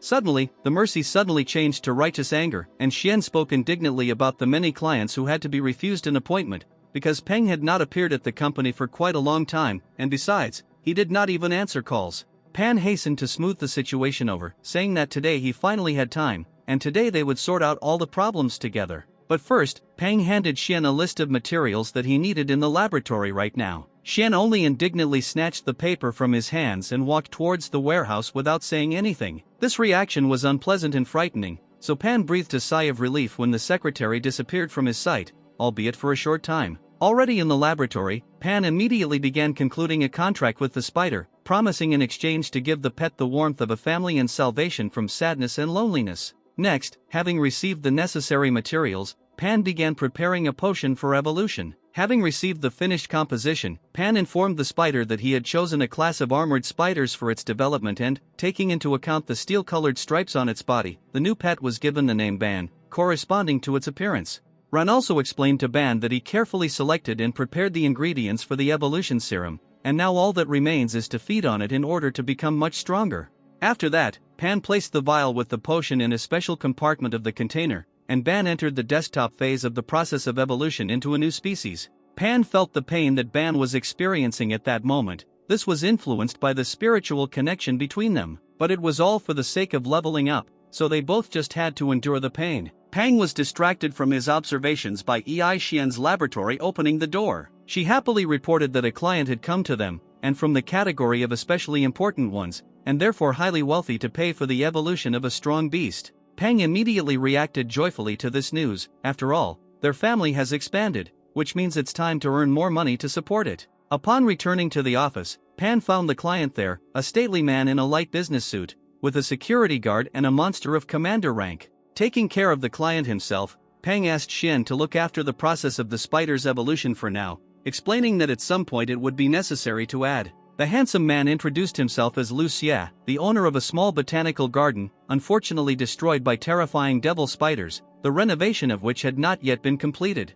Peng said that he knew about the Eastern City Garden, which caused an extremely emotional response from the man, flattered that Mr. Gao knew about his garden. Peng felt awkward about this, because he was not a well-known enough trainer for such an attitude, but the man explained that he was recently lucky enough to attend a military banquet, where they talked about Gao Peng's incredible contribution. After that, the man got down to business and showed the monster that had to be improved. The monster, locked in a massive cage, to Pan's surprise, turned out to be a night hound. It is said that all canid monsters can evolve into the night hound, whose pitch-black fur allows it to blend into the darkness of the night and absorb most of the light rays, for which this species is also called the shadow killer. The man said that he knew the rules about setting a price for the evolution of a commander rank monster by Peng himself and asked the guy to name the price. Peng pondered, studying all possible paths of evolution, and selected those that did not require too rare materials or a lot of time. In this situation there were still 13 paths left for the evolution of the monster. After analysis, Peng explained that upgrading was not a problem, and that a given monster had several evolution path options to choose from with different powers, to which the man replied that he was choosing the most expensive option. Then Peng, with a joyful smile, announced the price of 5,000 alliance credits. Even a clearly wealthy man was left speechless by the announced price. In the end, the deal was concluded on a note that was most pleasing to Peng. A terrible noise was suddenly heard from behind the door, to which Pan immediately reacted. The guy immediately ran to the laboratory, checking what had happened, and found Xian trembling and frightened there, who remained here for observation. She, with tears in her eyes, simply pointed her finger at the evolved spider, which had become bigger and scarier and, moreover, had broken its container. Pan assessed the result of his brainchild and was glad that the evolution of his pet into a grey armored spider was successfully completed, as previously planned. Also, Pang was dissatisfied with the fact that Ban broke the laboratory equipment and, moreover, scared Xian with this trick, who was trembling with tears in her eyes. However, the guy was not going to take his anger out on his pet and therefore only expressed the hope that, regardless of the available power, Ban would have sufficient control. Ban blushed from such concern and began to awkwardly run from side to side. At some point, because of this, he tripped over one of the pieces of equipment and fell. Pan was amazed. He did not understand at all why all his monsters were so clumsy. In the end, Peng asked Ban to just sit quietly, without breaking anything, in the laboratory until things were finished. Peng apologized to Xian for making a mess and told him to order a larger container at his own expense to replace the broken one, and then prepare materials for the evolution of the hound and agree with the client to start the experiment next week. Now, due to the broken equipment, it was impossible to continue working, so Peng decided to leave early. He had other things to do besides working in the organization. On the way home, Peng thought that it was time to find more spacious housing, preferably in the suburbs, for comfortable trips out of the city for training and collecting materials, which meant he needed to contact a realtor. Waking up from his thoughts, the guy noticed that Ban, for some reason, began to walk sideways, and the thought crept into his head about whether he had mixed up the serum, allowing the spider to accidentally evolve into a crab. Upon arriving at the office, Pang met with the woman realtor with whom he had previously arranged for a property showing. She introduced herself as Xiao Lu. She escorted the guy to the transport rented for clients and repeated that Peng had previously left a request for a small house with a garden and a basement in a quiet suburb. The most suitable option had just been found recently. Xiao Lu handed Peng a tablet with photographs of the villa and explained that the building does not have a basement, but there is a large surrounding area, so everything can be completed in the future. In response to the question what kind of area this was, the realtor explained that she saw a prosperous dragon located near the lake and had a very low price, only 2,000 alliance credits. In addition, although this is a suburb, the territory is very poorly guarded, so we can assume that, in addition to the villa itself, most of the surrounding territory is given as a gift, which means a more advantageous offer than this cannot be found anywhere. But Pan decided not to rush, because this whole description sounded too good. The guy drew attention to the photographs and clarified how fresh these photographs were, because they looked as if they were taken before the cataclysm. Besides, the plants in the background had not mutated at all. This raised doubts. The woman panicked a little because of his obvious suspicion and began to say that before the cataclysm it was simply impossible to buy such a private villa, and even with several hectares of adjacent land, but now it is quite cheap. Pan was not satisfied with this answer. Such an awkward scene brought back bad memories and forced him to look for a catch, if not in the villa itself, then in matters of decoration or security, because, judging by the photo, such a house should cost at least 3,000 alliance credits. However, in the early days of the cataclysm, due to social unrest, such suburban villas were turned into fortresses or abandoned, so if the villa matched the photographs at least 60%, then Pang would be satisfied with the deal. And there won't be any problems with security. Pan just needs his team of monsters, which he might even be able to feed for free at the expense of protecting the area. Xiao Lu admitted that the price of the villa is indeed very low, but the seller, despite the losses, still wants to sell the villa at that price. In the end, Peng decided to agree to inspect everything in person and make a decision afterwards. On the way to the rental vehicle, the woman noticed Ban and said that this crab was quite cute, praising Pan's taste. The guy corrected her in bewilderment, saying that, in fact, it was a spider, which caused an apologetic laugh from the woman. A strange sound was heard nearby, to which Pan immediately reacted by looking back. However, seeing no one nearby, Pan decided that he was just imagining things. The man in the shadow of the wall, meanwhile, smiled contentedly, because he managed to find and photograph the famous Master Gao, whom he had previously been looking for. Upon arrival, a female realtor immediately invited Peng to look at the house. Peng was amazed, because the building looked almost the same as in the photo, only the facade was dilapidated, but there were no more flaws. There was almost no dust inside, which meant monitoring the state of the decoration. The furniture was in good condition, except that the design was a little outdated in some items and the floor would have to be repaired. All this again forced us to look for a catch. And, suddenly, another person appeared in the room, an unfamiliar middle-aged man. Xiao Lu introduced him as the villa's seller, the man she called Boss Lu. He, in response to the presentation, said that he came for a personal meeting with Gao Peng, having heard that he was going to come to the showing of the house for sale. Pan was very surprised by his behavior, because he did not remember that they knew each other personally. He replied that now in their circles many people know the name of Mr. Gao Peng, because he is the trump card of the traitor Feng Chen and the hero of the last military operation. The man immediately handed over a business card, saying that he was selling familiars and, if Mr. Gao was ready to cooperate, he would be provided with a 20% discount. Peng was a little puzzled, but noted to himself that this man knew how to run a business. Boss Lu asked how the house was presented to Peng, and Peng, without holding back, said that such a price was even too cost-effective. Peng did not understand why a villa, the minimum price of which, even in poor condition, should be valued at least 4,000 alliance credits,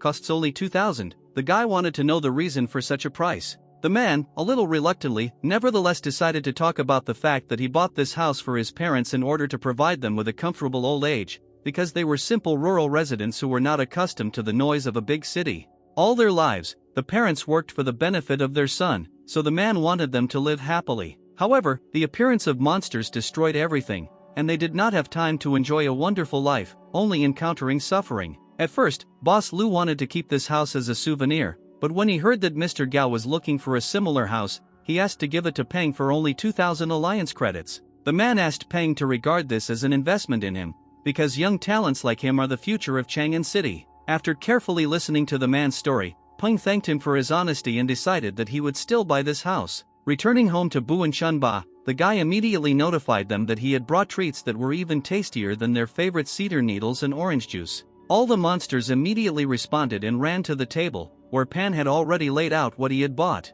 A woman's voice was suddenly heard from the entrance. It was Tang Tang who came, noticing that Peng's house had become more lively. The woman immediately ran up to Dazi, noticing that he had increased his level, and even the number of his teeth had increased. She also mentioned that it seemed like Peng had recently bought a house, and the speed with which she found out this news amazed the guy, but before moving, he still had some renovations waiting for him, which he reported. Tang Tang immediately became inspired and asked to take her with him when the time comes, because there are many nuances in repairs, and Peng is still too young and inexperienced in such matters. Having received his consent, Tang Tang said goodbye as if nothing had happened, saying that she had some other things to do. The woman was glad that she had achieved her main goal, because when the time comes, she will be able to buy herself a plot next to Pan's house, then they will always be together. Later, Pan, along with his team of monsters, returned to the test area, where they were brought with the class. Peng intended to return to the Dark Coal Forest to obtain the woody cosmic hearts he needed to evolve Chunbu as soon as possible, otherwise he would have to wait for the next weekend, which was still an eternity away. However, before Pan had time to reach the place he needed, he met with a wild monster. And the first monster he encountered on the outskirts of the forest turned out to be an elite rank, a gray sand lynx, and Pan thought that it was really dangerous outside the city. The lynx quickly rushed towards Pan, pushing off from the trees and breaking branches in its path. However, Boo blocked the monster's path, crowding Dazi and not giving the lynx a chance to get close to his owner. Lynx wanted to continue the attack, however, when she saw her opponent and his decisive attitude, she immediately got scared. The lynx ran as fast as she could in the opposite direction, trying to save her life. She was shaking with horror in front of such a formidable enemy with the smell of death, but threads of Boo's blood entwined her limbs, not allowing her to escape from the clutches of the enemy.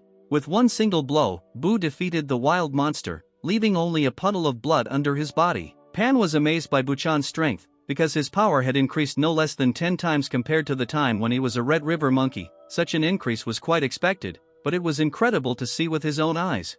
As it turned out, not only Peng, but also Boo himself was surprised by the attack. He looked at his paw in confusion, realizing that he had not calculated his own strength. After all, Boo had never fought once after evolving, and in the future he would need to fill this gap with a lot of training together with the others. Meanwhile, Buchan himself recalled with a smile his first meeting with Pan and the fact that, although he did not understand the guy's words then, he somehow felt that from that day Pan would become everything to him. And so, after 3 hours of searching in several potential groves of cork trees, Pan finally found what he came to this forest for on his day off. Pang also remembered that last time a green tree snake was also found in the trees. Apparently they are attracted to these trees. After these words, Boo became alarmed and then discovered that one of the vines on the tree nearby was a tree snake, and therefore a potential danger to Pan. Therefore, without hesitation, Boo grabbed the hiding snake and tore its body into 2 parts. Boo also extracted a crystalline core from the enemy's body and handed it to Pan. Today's priority was to collect the tree cosmic hearts. However, Pang accepted the tree snake core as it was gifted from Buchan's heart. Pan praised Boo for the work he had done and, pointing to the tree next to him, the satisfied guy said that now he would need to hit the trunk. Just one subsequent blow smashed the tree trunk into splinters, leaving only its lower part. Pan immediately approached the stump, from which the arboreal heart of the cosmos could be seen, and began to collect trophies with inspiration, telling Boo that he needed to do the same with several more trees.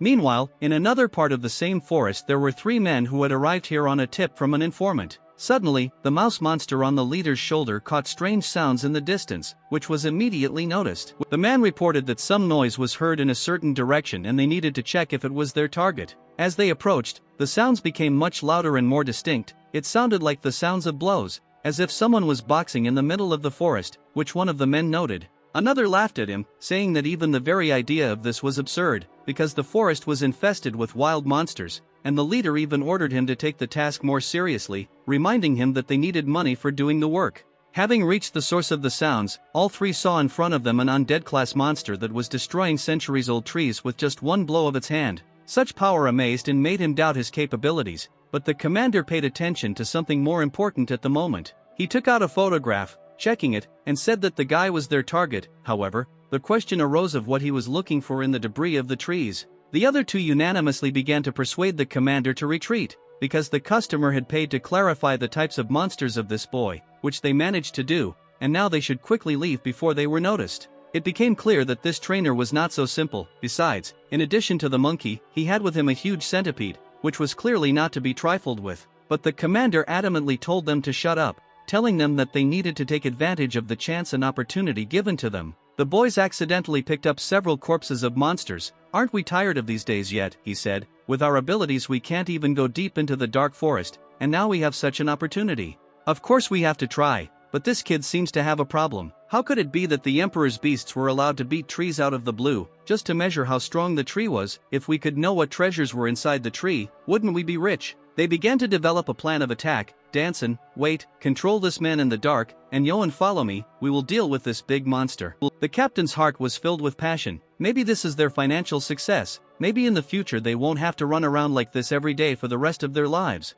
After a few minutes, AAI suddenly stopped moving. Even D became alert. Gao Pang was stunned. He didn't understand what happened to these two. He then followed the gaze of his pets and, looking around, discovered two men who were hiding behind the trees and secretly watching. Gao Pang asked loudly who they were. The captain said nervously that they had been discovered. The captain showed up with his animals in Galpen, Greece, which puzzled Yao Hyun. The captain said that they were here to see if Gao Pang needed help, and Yao Hong looked at his captain with pride because he thought he was resourceful. Gao Pang knew that the man was lying, because the bee with an armor-piercing sting and the skull butterfly that the man had were good at ambushing the enemy in the forest. Gao Pang believes that these two definitely have bad intentions. Suddenly Dummy noticed someone. Gao Pang and Dammy then looked at the man hiding in the tree. The captain said that this was his brother and they should relax since they had no evil intentions, but in fact the captain was nervous, wondering how Gao Pang and his beast sense everything that was happening around them. Danson showed up with his beast called Mithril Cockroach. It was elite level 18 and it was in a great raid. The cockroach's attribute is iron and its weakness is electricity.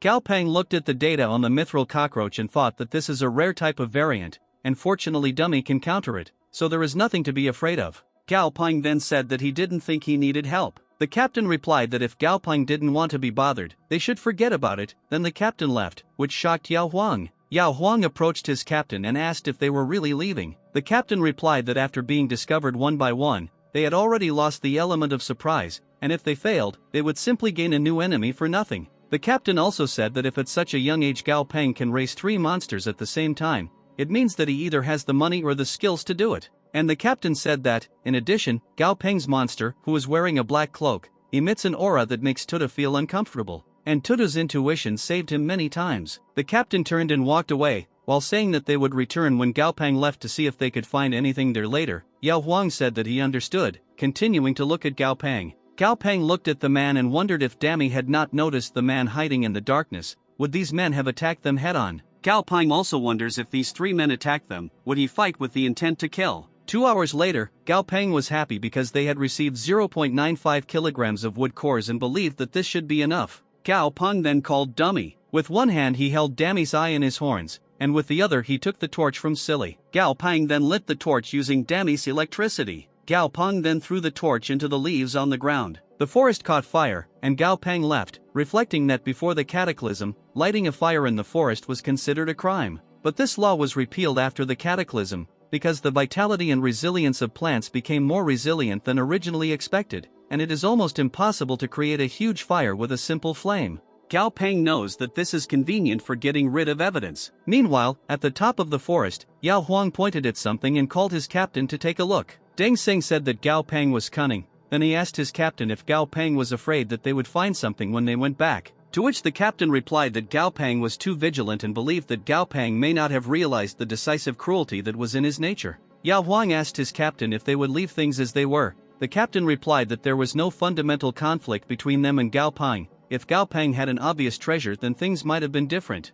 And, to put it simply, the possible benefits are not that great, even if they cannot afford it, but someone else will definitely be interested in it. The captain then called someone and told the person on the other end to tell Dr. John that the mission was accomplished and he had already sent him pictures of the target's monsters. Meanwhile, in another place, the man thanked the captain for his work and said that the captain's reward had already been sent. The man looked at Dr. John and said that he didn't think those bandits had done anything at all, and that this reconnaissance mission had failed. Dr. John said that this was normal and asked the man if they had already finished preparing for the next stage of their plan. Dr. John then smiled ominously and said that he had found Jia Hanwu's only relative, his grandson. Gao Pang and his animals returned to their apartment to find the apartment dirty, with an empty tin can and Stripey's skin on the floor. Gao Pang said that Stripey's growth rate is really fast, and not only Stripey has leveled up, but his body has also doubled in size since they left home. Gao Pang then picked up Stripey's skin from the floor and looked at it, and said that Stripey's skin breaks so easily. He was surprised because he thought that the shed skins of monsters could have a magical effect, like in fantasy books. Cao Peng walked up to Stripey and told him to keep eating because it was better if he was full and fat.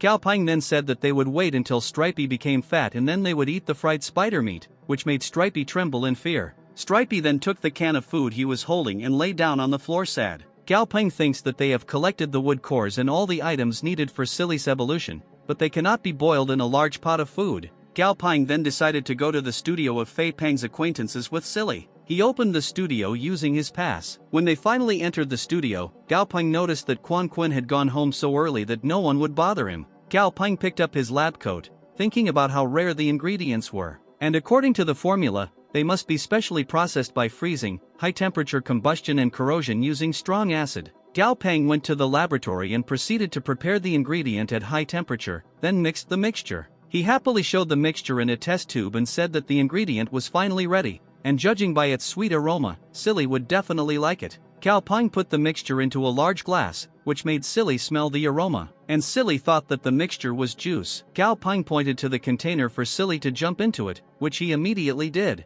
Silly jumped into the pot with joy, while Cao Peng said that he had not finished speaking yet. He was not happy that Silly was so impatient. Suddenly, Cao Peng was shocked to see Silly changing color. Cao Peng thinks there is something wrong with the color because Silly is turning green. Cao Peng realizes that Silly's favorite place is his head, and suddenly feels that it was a wrong decision to choose the evolutionary path of the jellyfish tree spirit. He looked at the happy Silly and screamed for help because he didn't like the fluorescent green jellyfish, and he also realized that the materials needed to evolve to an epic level were too rare. The highest level Silly can reach at the moment is the ideal level. Cao Peng said that with Silly's evolution, his soul power had increased significantly and was probably still far from being able to form a contract with Dummy. Suddenly, Cao Peng feels Silly's eyes behind him. Silly then tried to sit on his head, but Cao Peng tried to push him away. However, Silly happily managed to sit on the sad Cao Peng's head. Cao Peng's phone suddenly rang, and when he looked at it, he saw that it was the construction company that Tang Tang had introduced to him a few days ago.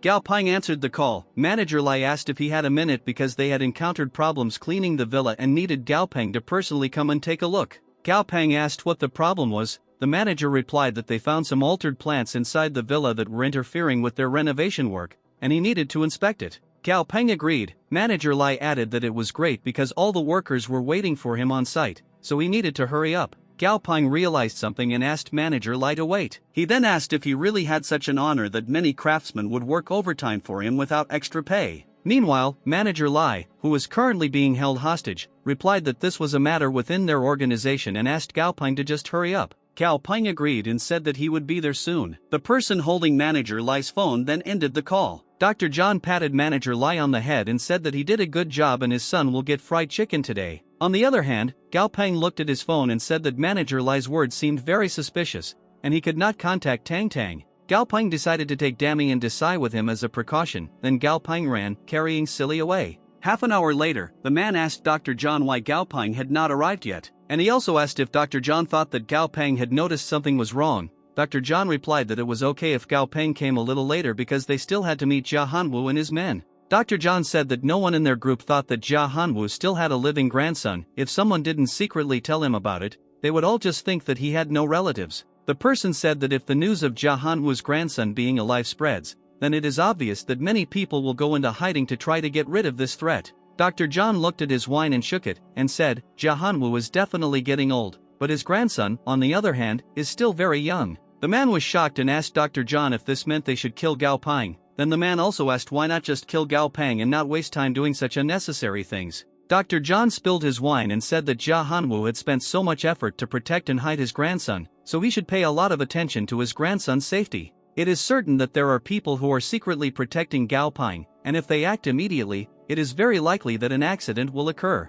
Also, Dr. John asked the person who said that he wanted to kill Cao Peng. He only wanted to use him as leverage on Jia Hanwu to negotiate. He understood if they killed Jia Hanwu's grandson, they would have to face Jia Hanwu's wrath. He also said that the research department is in his hands and at the top of the group, and there are at least 30 people who are at the same level as him. Moreover, in addition to the research departments, there are also several large security departments, and even if the group's sole heir dies, this position is too far from him. Dr. John smiled and said why should he get his hands dirty when he could gain more benefit by muddying the waters, because after all, it wouldn't be wrong to consider Gao Peng the prince who would one day inherit the throne. Dr. John checked the time and said that the time has come, and Jia Hanwu's people should be here. He then instructed him to deal with Mr. Lai, which caused Lai to tremble in fear and say that Dr. John must not harm him. Dr. John showed his butterfly beast. He asked Manager Lai not to be nervous because he was a respected researcher and not like those bullies. Dr. John's butterfly beast then flew towards Manager Lai, and the butterfly sprinkled dust on Manager Lai,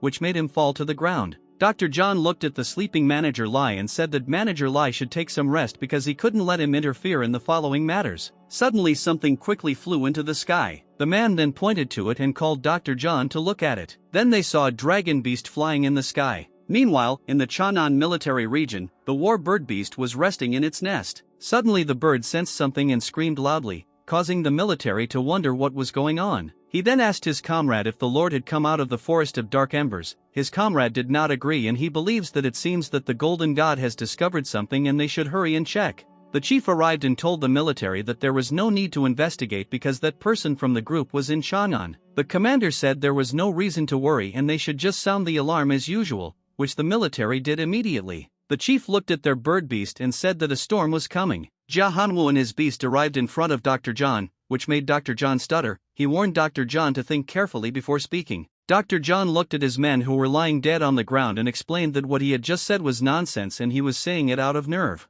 Dr. John then begged Jia Hanwu to give him a chance to speak. Jia Hanwu asked him who told him about Gao Peng. Dr. John replied that Jia Hanwu should not rush because he had not told anyone about Gao Peng, but he had set up the program, and if he does not decrypt the program in time, the program will send news about Gao Peng to the mobile devices of every employee in the group. Jia Hanwu told Dr. John to forget about it, because everyone has their own will, and he will not force him to speak. Jia Hanwu then started to leave, but Dr. John shouted what he would tell him and said that it was Secretary Liu. He then explained that he just wanted more funds and never thought of harming Gao Peng. If there were enough funds, he would definitely benefit the group greatly. Jia Hanwu touched his beast and said sarcastically that Dr. John had really done a good job, that he would have to clean things up. Jia Hanwu looked at the dead Dr. John and said that Dr. John is a fool because no one can ever threaten him. Jia Hanwu then pressed his bracelet to contact his people. Jia Hanwu ordered his men to investigate Dr. John because he probably set up the program. If they can find the program, they should destroy it. The person on the other end said he understood and then hung up. Tang Tang suddenly arrived while Jia Hanwu was looking at the place.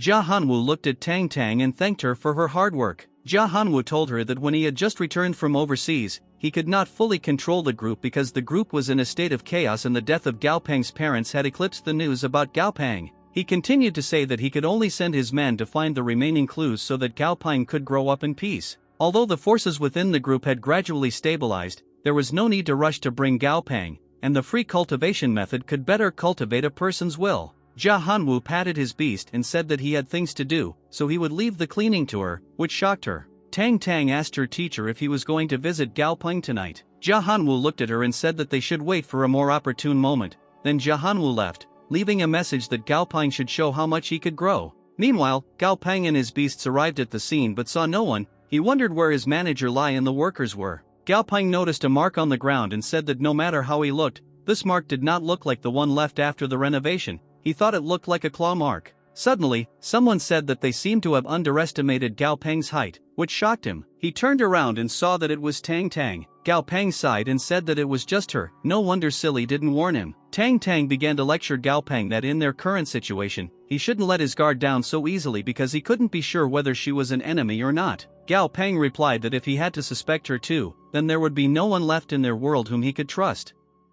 He added that since he became an orphan. But before he could finish, Tang Tang interrupted him and told him that he was wrong. She explained that he was not an orphan and his grandfather was still alive. This shocked Gao Peng and he asked if his grandfather was really alive. She explained that when the cataclysm occurred, his grandfather was stranded on a foreign island. The island was already a tropical environment surrounded by ocean, so no one could imagine such difficulties. Compared to the normal difficulty in inland cities, the island was the beginning of a hellish stage of difficulty. However, the heavens did not abandon his grandfather and he was later lucky enough to grab an opportunity, his grandfather relying on his amazing will to survive on the island by constantly training monsters. This made Gao Peng think that his grandfather was wonderful. Tang Tang also said that his grandfather cared about him very much, so he assigned her to look after him and protect him, and as for why his grandfather never came to see him, his grandfather had his own reasons. Gao Peng replied that he knew that this was like a test before heaven entrusted a person with great responsibility. He said he knew his grandfather's character. His grandfather must have thought it was unsafe and thought it would be easier to protect it by hiding it.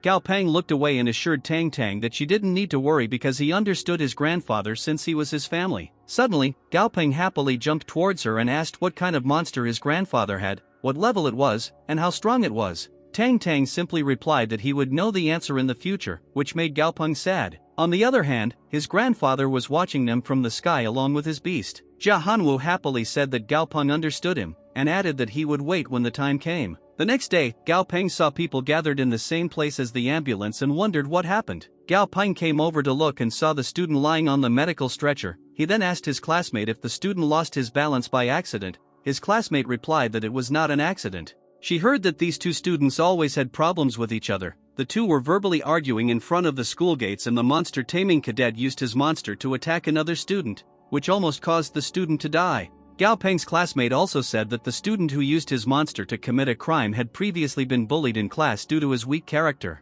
As for the student who was sent to the hospital, he was one of the ones who bullied the attacking student the most. Other students argued and fought over the cause of the attack and injury situation. Gao Peng walked away wondering what the school and army's stance was on this issue and whether they would remove the training grounds from their school. Meanwhile, in the principal's office, the principal angrily yelled at the military chief that the school prohibited students from carrying sharp objects such as knives. The military calmly told the director to calm down because they didn't want this to happen either. The director calmed down and apologized because he had lost his temper, explaining that his words did not concern others. He was simply concerned about the safety of the students. The military chief said he understood, then he stood up and explained that he had seriously considered the director's proposal. He will also pass it on to his superiors, but he cannot guarantee what the result will be. The military man came to the door and said that nowhere was safe now, and all he could do was try to prevent such situations with the help of the law. In the Chang'an military region, the military chief told the chief instructor about everything that happened at the school. The head instructor agreed and said that school should be a place to learn,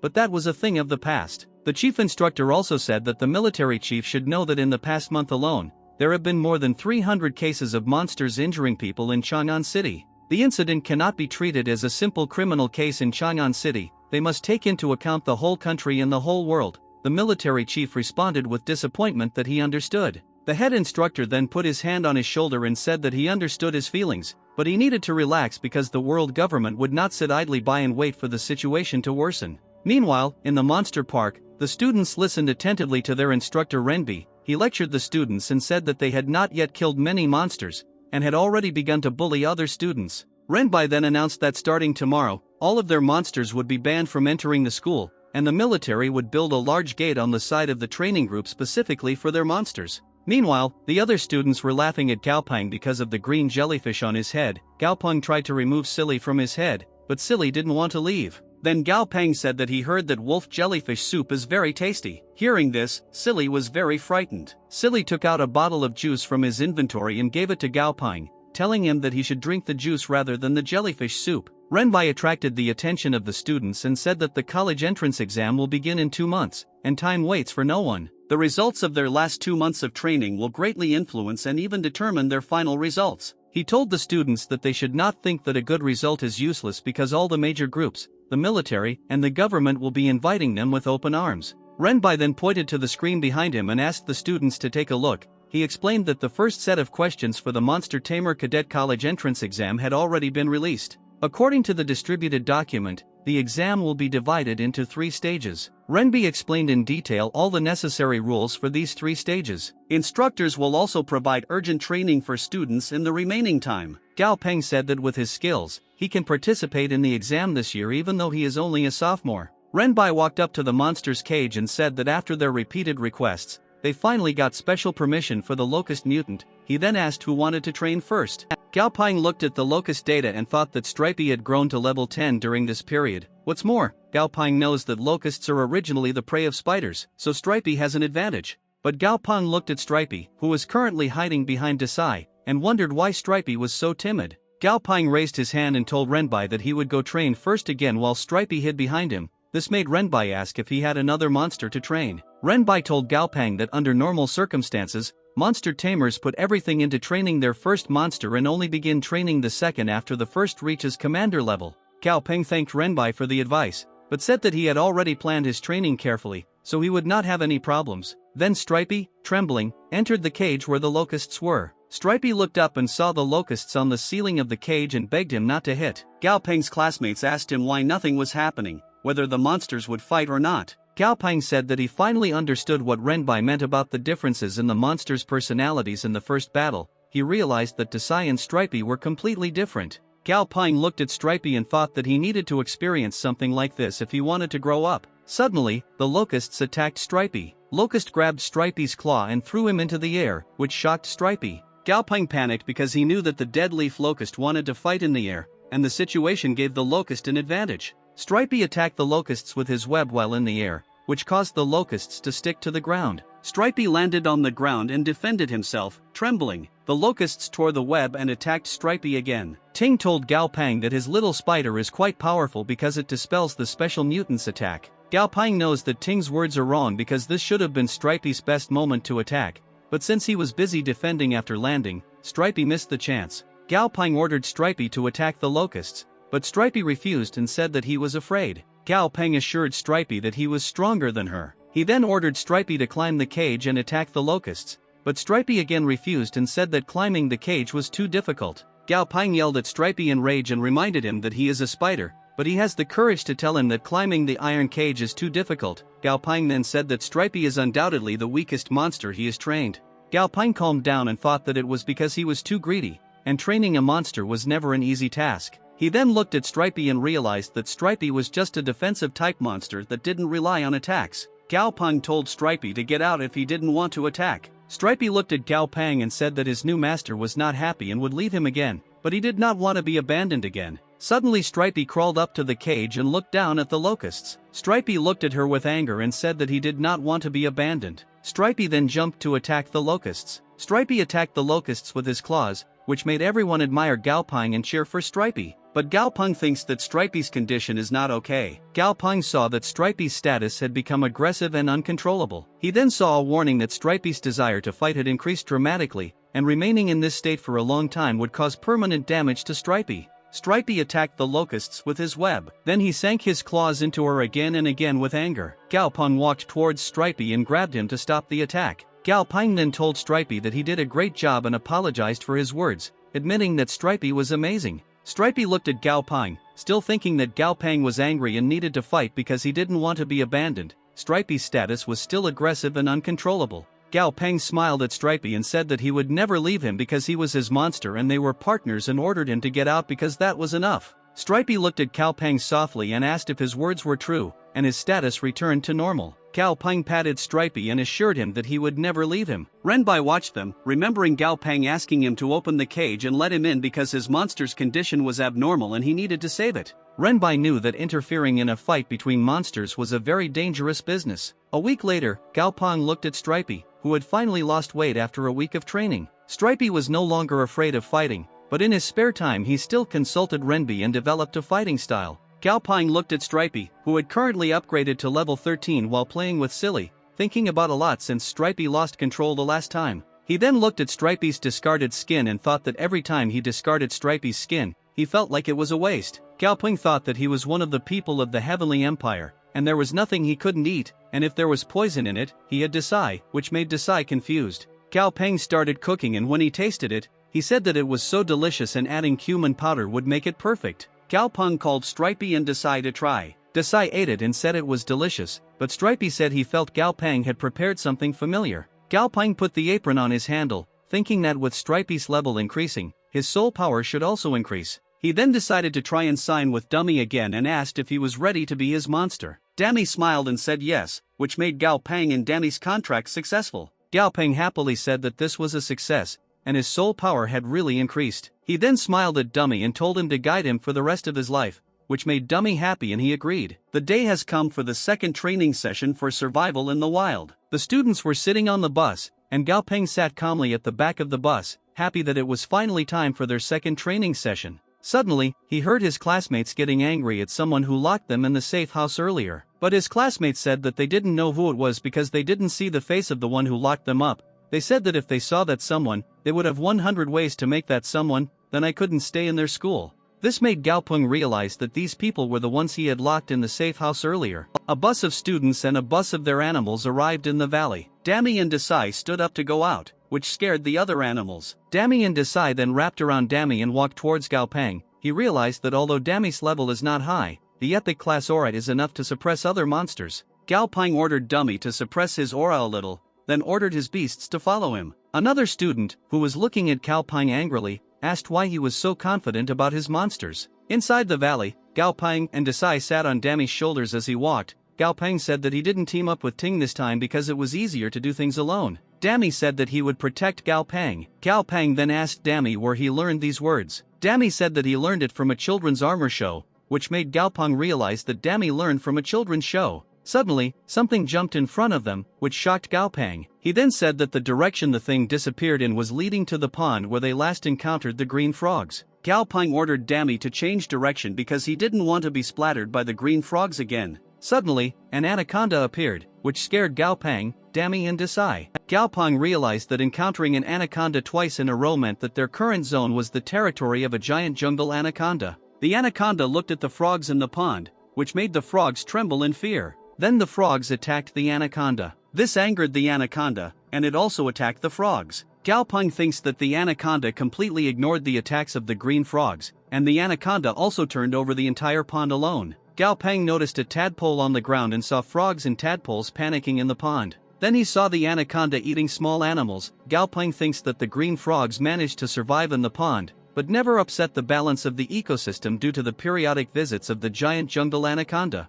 The anaconda finally left the pond, and Gaopeng thinks that the anaconda left because it was full, and said that life is not easy for everyone. Gaopeng also realizes that there is only a slight difference between the anaconda level and Desai level. Gaopeng ordered Dami to do something. In the bushes, a frog and a tadpole looked at their comrades, whom the anaconda had killed and eaten, with sadness. Suddenly, someone grabbed a frog hiding in the bushes, and the frog that was captured ended up being cooked. Gaopeng said happily that the frog meat is sweet and has a lemongrass flavor. Suddenly Desai heard something and looked in the other direction. Wary, this shocked Gaopeng and he asked Desai what happened. Gaopeng looked up and saw a black glowing horse. The black glowing horse was level 14 and had an excellent class. The horse's attribute was darkness, and its weakness was ice. Gaopeng turned to look at the horse that was currently running away and said that it was a high-killing creature with a black body like a shadow. Gaopeng then said that he wanted to catch him because the horse monster was too cool. Gaopeng turned away and convinced himself that he already had monsters, but when he looked at the frog's leg, it disappeared. Gaopeng looked at Dami, who was currently eating pine needles. He then looked at Desai, who was lying on the ground having eaten his fill. Gaopeng realized who stole his frog's leg. He then asked Dami why he stole his green frog leg. Desai also looked at him and said that it was indeed Dami, but Dami asked Gaopeng how he could suspect the skeleton of stealing and eating the meat. Dami then grabbed Desai's tail and shook it until it spat out a frog leg. Gaopeng looked at the stunned Desai and realized that only Dami could put Desai in his place. Suddenly Dami heard something. Dami then immediately grabbed Gaopeng, which shocked him. He asked Dami what happened. When Gaopeng looked to the side, he saw the anaconda sneaking up to attack again. Dami jumped to the other side while holding Gaopeng. Gaopeng realized that if Dami had not reacted in time, Desai and he might have died in the anaconda's jaws. Gaopeng also realized that this was the second time the anaconda came to him, although he was not looking for trouble with it. He then called Dami and asked if he could kill the anaconda. Dami hit his chest and said that he would kill her. Dami then jumped onto the tree and jumped from one tree to another to reach the top. Dami then saw the anaconda in the distance, but still jumped out of the tree with force, which alerted the anaconda. When the anaconda looked up, it saw Dami in the sky. Dami then punched the anaconda in the face, knocking out one of its teeth. The anaconda screamed in rage, but Dami immediately hit her on the chin and hit her body again, causing minor injuries to the anaconda. Dami hit the anaconda again and again, resulting in moderate injuries. Gaopeng said that Dami's fighting ability surprised him again. Dami hit the anaconda with such force that it moved out of position. Anaconda tried to get up, but Dami grabbed her by the face. The anaconda's eyes glowed with a red aura, and Gaopeng saw that the anaconda's status changed to furious. Gaopeng shouted to warn Dami to be careful as the anaconda had a trump card. Dami looked at Gaopeng for a second, and when he returned his gaze to the anaconda, it was already spinning. The anaconda began spinning uncontrollably, which created a tornado and threw Dami to the ground. Dami sat up and saw that the anaconda had changed its body. Gao Pang asked the injured Dummy if he could still get up. Dummy signaled Gao Pang to move back, which shocked him. Dummy then touched his heart and grabbed it tightly. Dummy's hand suddenly found itself in the anaconda's heart. Gao Pang felt the overwhelming pressure and said that Dummy had used his heart blood thread, a supernatural gift that had awakened after Dummy had ascended to epic class. Suddenly the anaconda rushed to attack Dummy as it was annoyed, but Dummy just smiled. Dummy then squeezed his heart, which caused the snake to have a heart attack and it fell to the ground. The dying snake looked at Dummy, and then Dummy prepared his fist and hit the snake to finish it off. Meanwhile, the military watched Dummy kill a giant jungle anaconda through CCTV cameras. The military chief said that Gao Pang's monster must have the fighting ability of a commander-level monster because he killed a giant version of the jungle anaconda. The boss then ordered his subordinate to open the information about Gao Pang. The man opened the data, and told his boss that the information about Gao Pang was special. The boss was surprised that the C-class access level of the training base was insufficient, and was upset. Since Gao Pang's information was encrypted, it would be difficult to simply try to recruit him. The boss then turned to leave and ordered his subordinate to take care of Gao Pang and try to avoid any accidents. On the other hand, Gao Pang ordered Desai to cut the anaconda. Desai easily cut the anaconda. This shocked Gao Pang because the anaconda's skin didn't sound like thick leather, but rather like silk paper. When the anaconda's skin tore open, Gao Pang saw a thick vine inside. He realized that it was because of this vine that the thick anaconda could move through the trees as if it were floating, and that this was why the anaconda did not leave huge holes even when falling from a great height. Desai gave Gao Pang the anaconda heart crystal, which made Gao Pang praise him. Gao Pang then looked at the tired Dummy and thought that Dummy's incredible strength earlier was caused by the activation of the heart's blood thread. Gao Pang said that the blood thread of the heart not only increases the strength of the host, but also has many other benefits, depending on how Dummy trains after regenerating the heart. Suddenly they heard screams nearby. Desai said that it was a big monster from last time, and Gao Pang immediately ran because he realized that Desai was talking about the lotus seed and the command. On the other side of the forest, Ting told her classmates Wan and YY to be careful and aware of their surroundings. While YY was helping one who had broken her ankle, Ting heard a monster approaching. The monster attacked them and Ting ordered the lotus seed to block the monster, which the lotus seed did immediately. Ting grabbed one as she ordered YY to run. As they were running away from the monster, another monster appeared in front of them. Ting realized that the lotus seed was occupied by another monster, and the monsters Wan and YY cannot fight the enemy, which meant their death. Suddenly Dummy hit the monster. Dummy then grabbed the monster by the mouth and threw it towards Desai. Desai used his electricity and fried the monster to death. Gao Pang ordered Dummy and Desai to help Lotus Seed get rid of the other monster, which Dummy immediately did. Gao Pang asked Ting if she was okay. She replied that she was fine and added that if Gao Pang hadn't come on time, she would have been lying on the ground right now. Gao Pang said that there is no need to thank him because they are friends and should help each other. Suddenly, the military announced to all test takers participating in the training that the simulation training in the Wild Valley was over. Gao Pang said that it was because it was strange that this type of earthworm appeared, and perhaps it was because the monsters nearby were active again. When they came out of the valley, Gao Pang and his beasts were walking towards the alley, and Gao Pang was thinking that according to their instructor, a new type of strong monster had appeared in the Dali Desert. However, he had just contacted Feng, and Feng said that the government have already come up with a solution. Suddenly, someone called Gao Pang's name. The man said that he finally found Gao Pang and called him a bastard because Gao Pang locked them in the safe house last time. Gao Pang told the man that he was already 18 years old and should not get angry so easily, because walking around looking for a fight is bad. Gao Pang also said that they brought 4 monsters that had not even reached the elite level to block his path. Gao Pang thought that Desai would be able to handle the situation, which made Desai upset. Gao Pang patted Desai on the head and told him not to be angry because he didn't look down on him at all. The man said that Gao Pang should relax because they would only break Gao Pang's few bones. Then he ordered his beast called Black Rejinking to attack Gao Pang. Gao Pang noticed that the man had purchased equipment for his monster and knew that for most monsters, their body parts are already the deadliest weapons since they are equal to steel. The monkey attacked Gao Pang, but Gao Pang simply sighed and ordered Dummy to teach the little monkey a lesson. Dummy grabbed the monkey by the neck and lifted him up. Dummy then flicked the monkey on the forehead, which shocked the monkey's owner and his friends. Dummy released the monkey and patted it. The monkey ran after its owner, which surprised him, and he asked his beast why the 7-foot gorilla was hiding behind him like a frightened daughter-in-law. The man looked at Gao Pang and thought that he didn't expect his monster to be so strong. He thought that the only reason Gao Pang gained Renbai's favor was because he knew how to flatter people.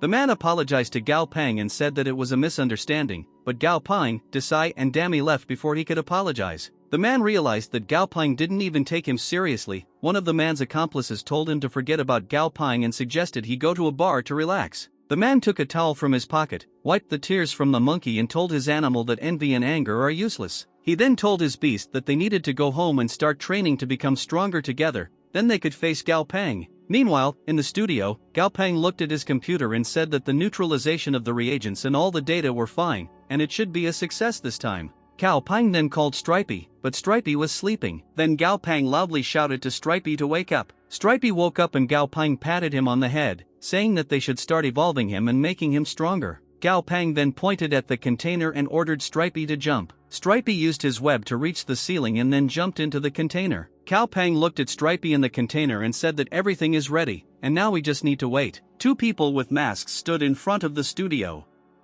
One of them asked his partner if he was sure that the studio was empty. The partner assured him that he had been watching the studio for several days and that at that time all the studio employees had already gone home.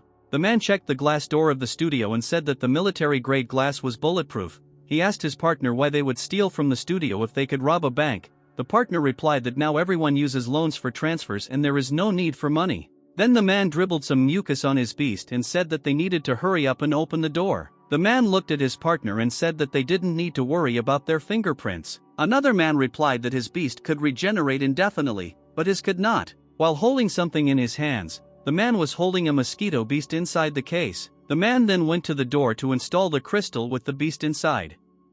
His partner told him that he could buy any powerful monsters he wanted if he had the money. The man finally installed the crystal and asked his partner to be careful of the flying glass shards after the explosion. The man then pressed a button which released pink smoke, allowing the mosquito to free itself from the crystal. The mosquito attacked the glass, which made a small hole in it and alerted Gao Peng. He checked the security camera because he thought the noise was coming from the studio's main door. Gao Peng saw that the camera on the stairs seemed to be working fine, but nothing was visible. He thought that perhaps someone had covered the lens, and he thought that people with bad intentions were on the other side of the door. He immediately called the police and reported that someone had broken into the studio. On the other hand, two men were inside the studio looking for something to steal. Then one of them saw another door with a light and said that equipment was probably still working there. Both men walked to the door and saw that it was a laboratory. They said there must be valuable materials inside and they needed to go in and check. The two men entered the laboratory and saw a large container with a blue liquid. This intrigued them.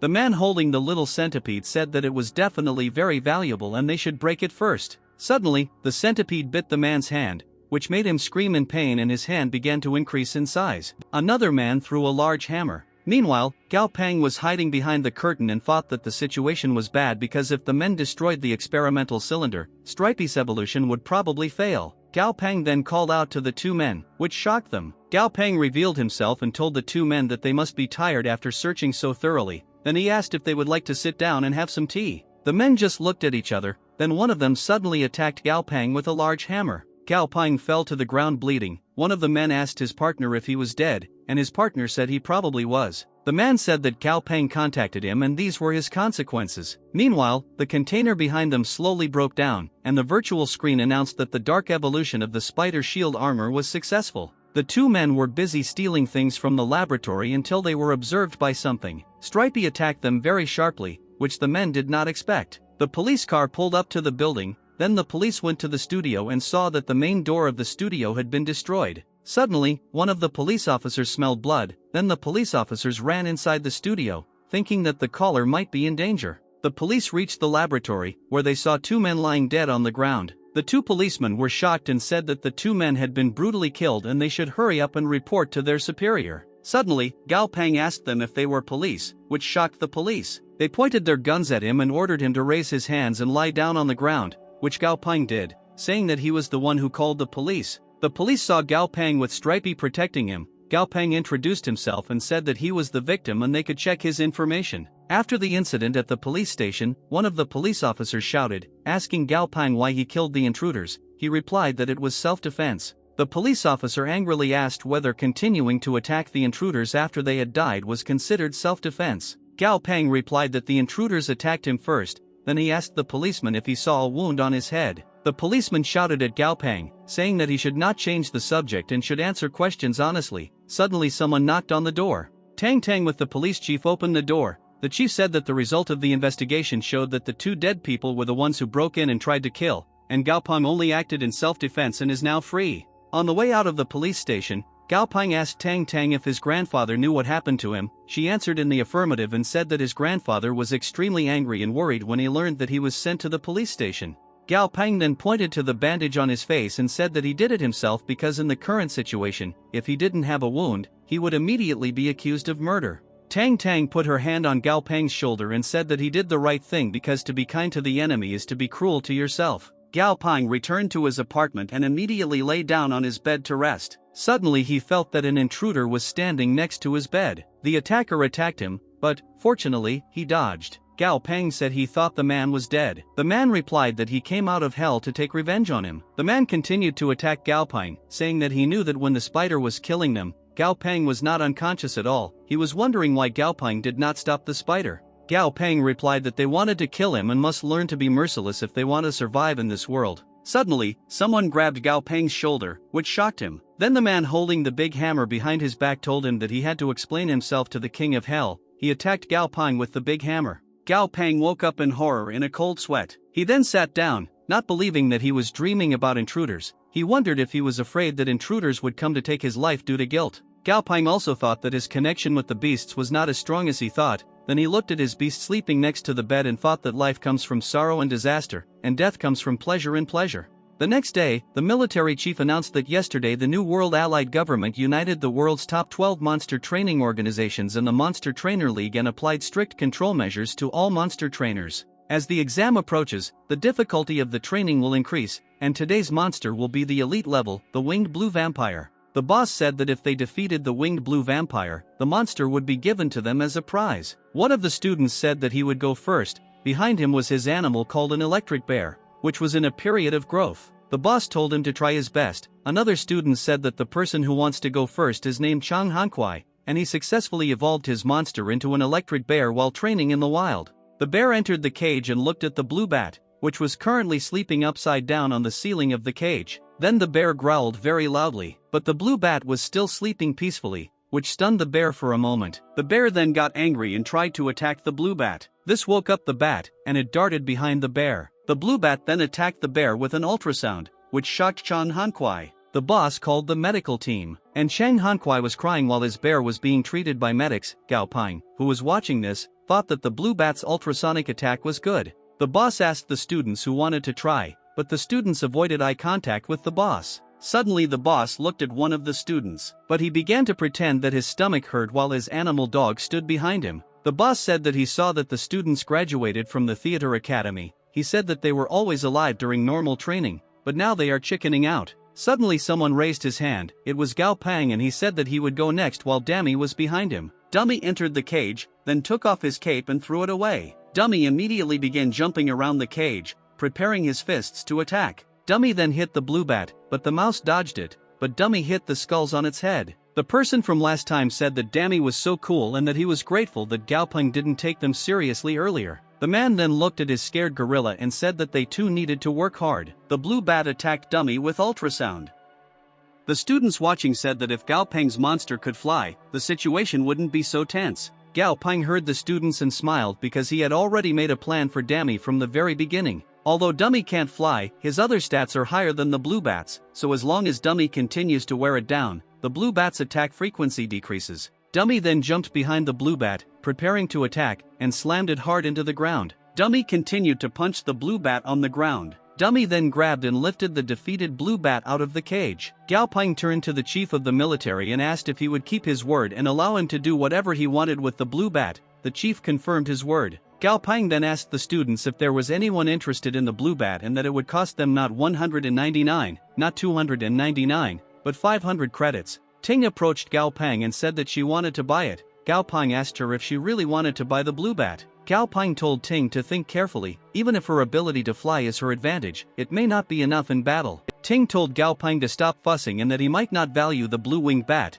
but they valued it very much. Then she said that she transferred the union credits to him. Gao Peng happily checked his phone and said that Ting was straightforward and he didn't know that she was a rich lady. He also told her that he would give a discount if she came to him to level up the blue bat. In the evening, Gao Peng looked at the truck on his phone and thought that the truck was simple. but its humble appearance was strong and domineering. He then told Dummy that they should buy it because Steel Black Dragon Series 3 is his dream. The most important thing is that the style of the truck suits him very well, strong and domineering, the qualities of a real man. At this time, Tang Tang heard all his words and looked at Gao Peng in surprise. She coughed, which made him turn to her in shock. Gao Peng saw Tang Tang and asked if she was walking her cat. She replied that it was just an ordinary cat and that when she first found it, it was dirty, its hair was not long, and green mucus was running from its nose. The monster's name is Night Shadow Cat. She was level 36, commander rank, with an ideal raid. The cat was confused, then she tried to jump out of her arms, while she told the cat that she took it back and said that the cat had long hair when she first found it. But the cat jumped to the ground in anger and left. Gao Peng told Tang Tang that her cat had a temper. She replied that her cat's name was Sophie and she had a little temper, but he shouldn't pay attention to it. She then asked why he had not yet moved into the villa he bought in the suburbs. He said that there had been a lot going on lately, so he had not had time to pack his things. She put her hand on his shoulder and said that the number of his monsters is increasing and the apartment is becoming uncomfortable due to lack of space. She knows that Gao Peng doesn't really want to leave, but the current place is his home and he can always come back. He lowered his head and agreed. Gao Peng opened the door of his apartment, which was almost empty. Then he picked up the photo on the table. He said that he was going to move and remembered that his parents always told him that when the child grows up, he will leave, and he thinks that he is already grown up. Gao Peng touched the photo of his parents and said that he was moving to a big villa that he bought himself, and that he could live alone in this world. Gao Peng sat on the edge of his bed, holding a photo of his parents, and told them that his grandfather seemed to be facing some problems, so he would help him after he passed the college entrance exam, since his grandfather was the only relative he had left. The day of the monster trainer exam has arrived. At the site, a huge truck parked in the parking lot, which shocked people. The truck door opened and Gao Peng stepped out of the truck. Gao Peng happily said that the monster trainer college entrance exam has finally started. Gao Peng and his beasts then lined up while the announcer told all the candidates to line up and enter in order. They also had to show their pass at the security checkpoint. Gao Peng showed his pass to the officer and greeted him. The officer explained that he and his monsters must go through 2 separate doors, and if he made a blood contract with his monster, the light on the machine would turn green, and then he could enter the exam room platform. Gao Peng and his beasts passed. Suddenly the light on the car turned red. The military told the student to try again, and Gao Peng noticed this. The student's bear monster screamed and ran to get through the car. The military immediately called in the Silver Moon Wolves as reinforcements. They immediately arrived and attacked the bear. The Silver Wolves bit the bear, which shocked the owner. Then the military asked the student why his monster was suddenly out of control. The student knelt down and said that he was wrong and that the bear was his father's monster and he secretly brought it from home while his father was at work because he just wanted to pass the exam. Then he begged the military not to deprive him of his qualifications for exam.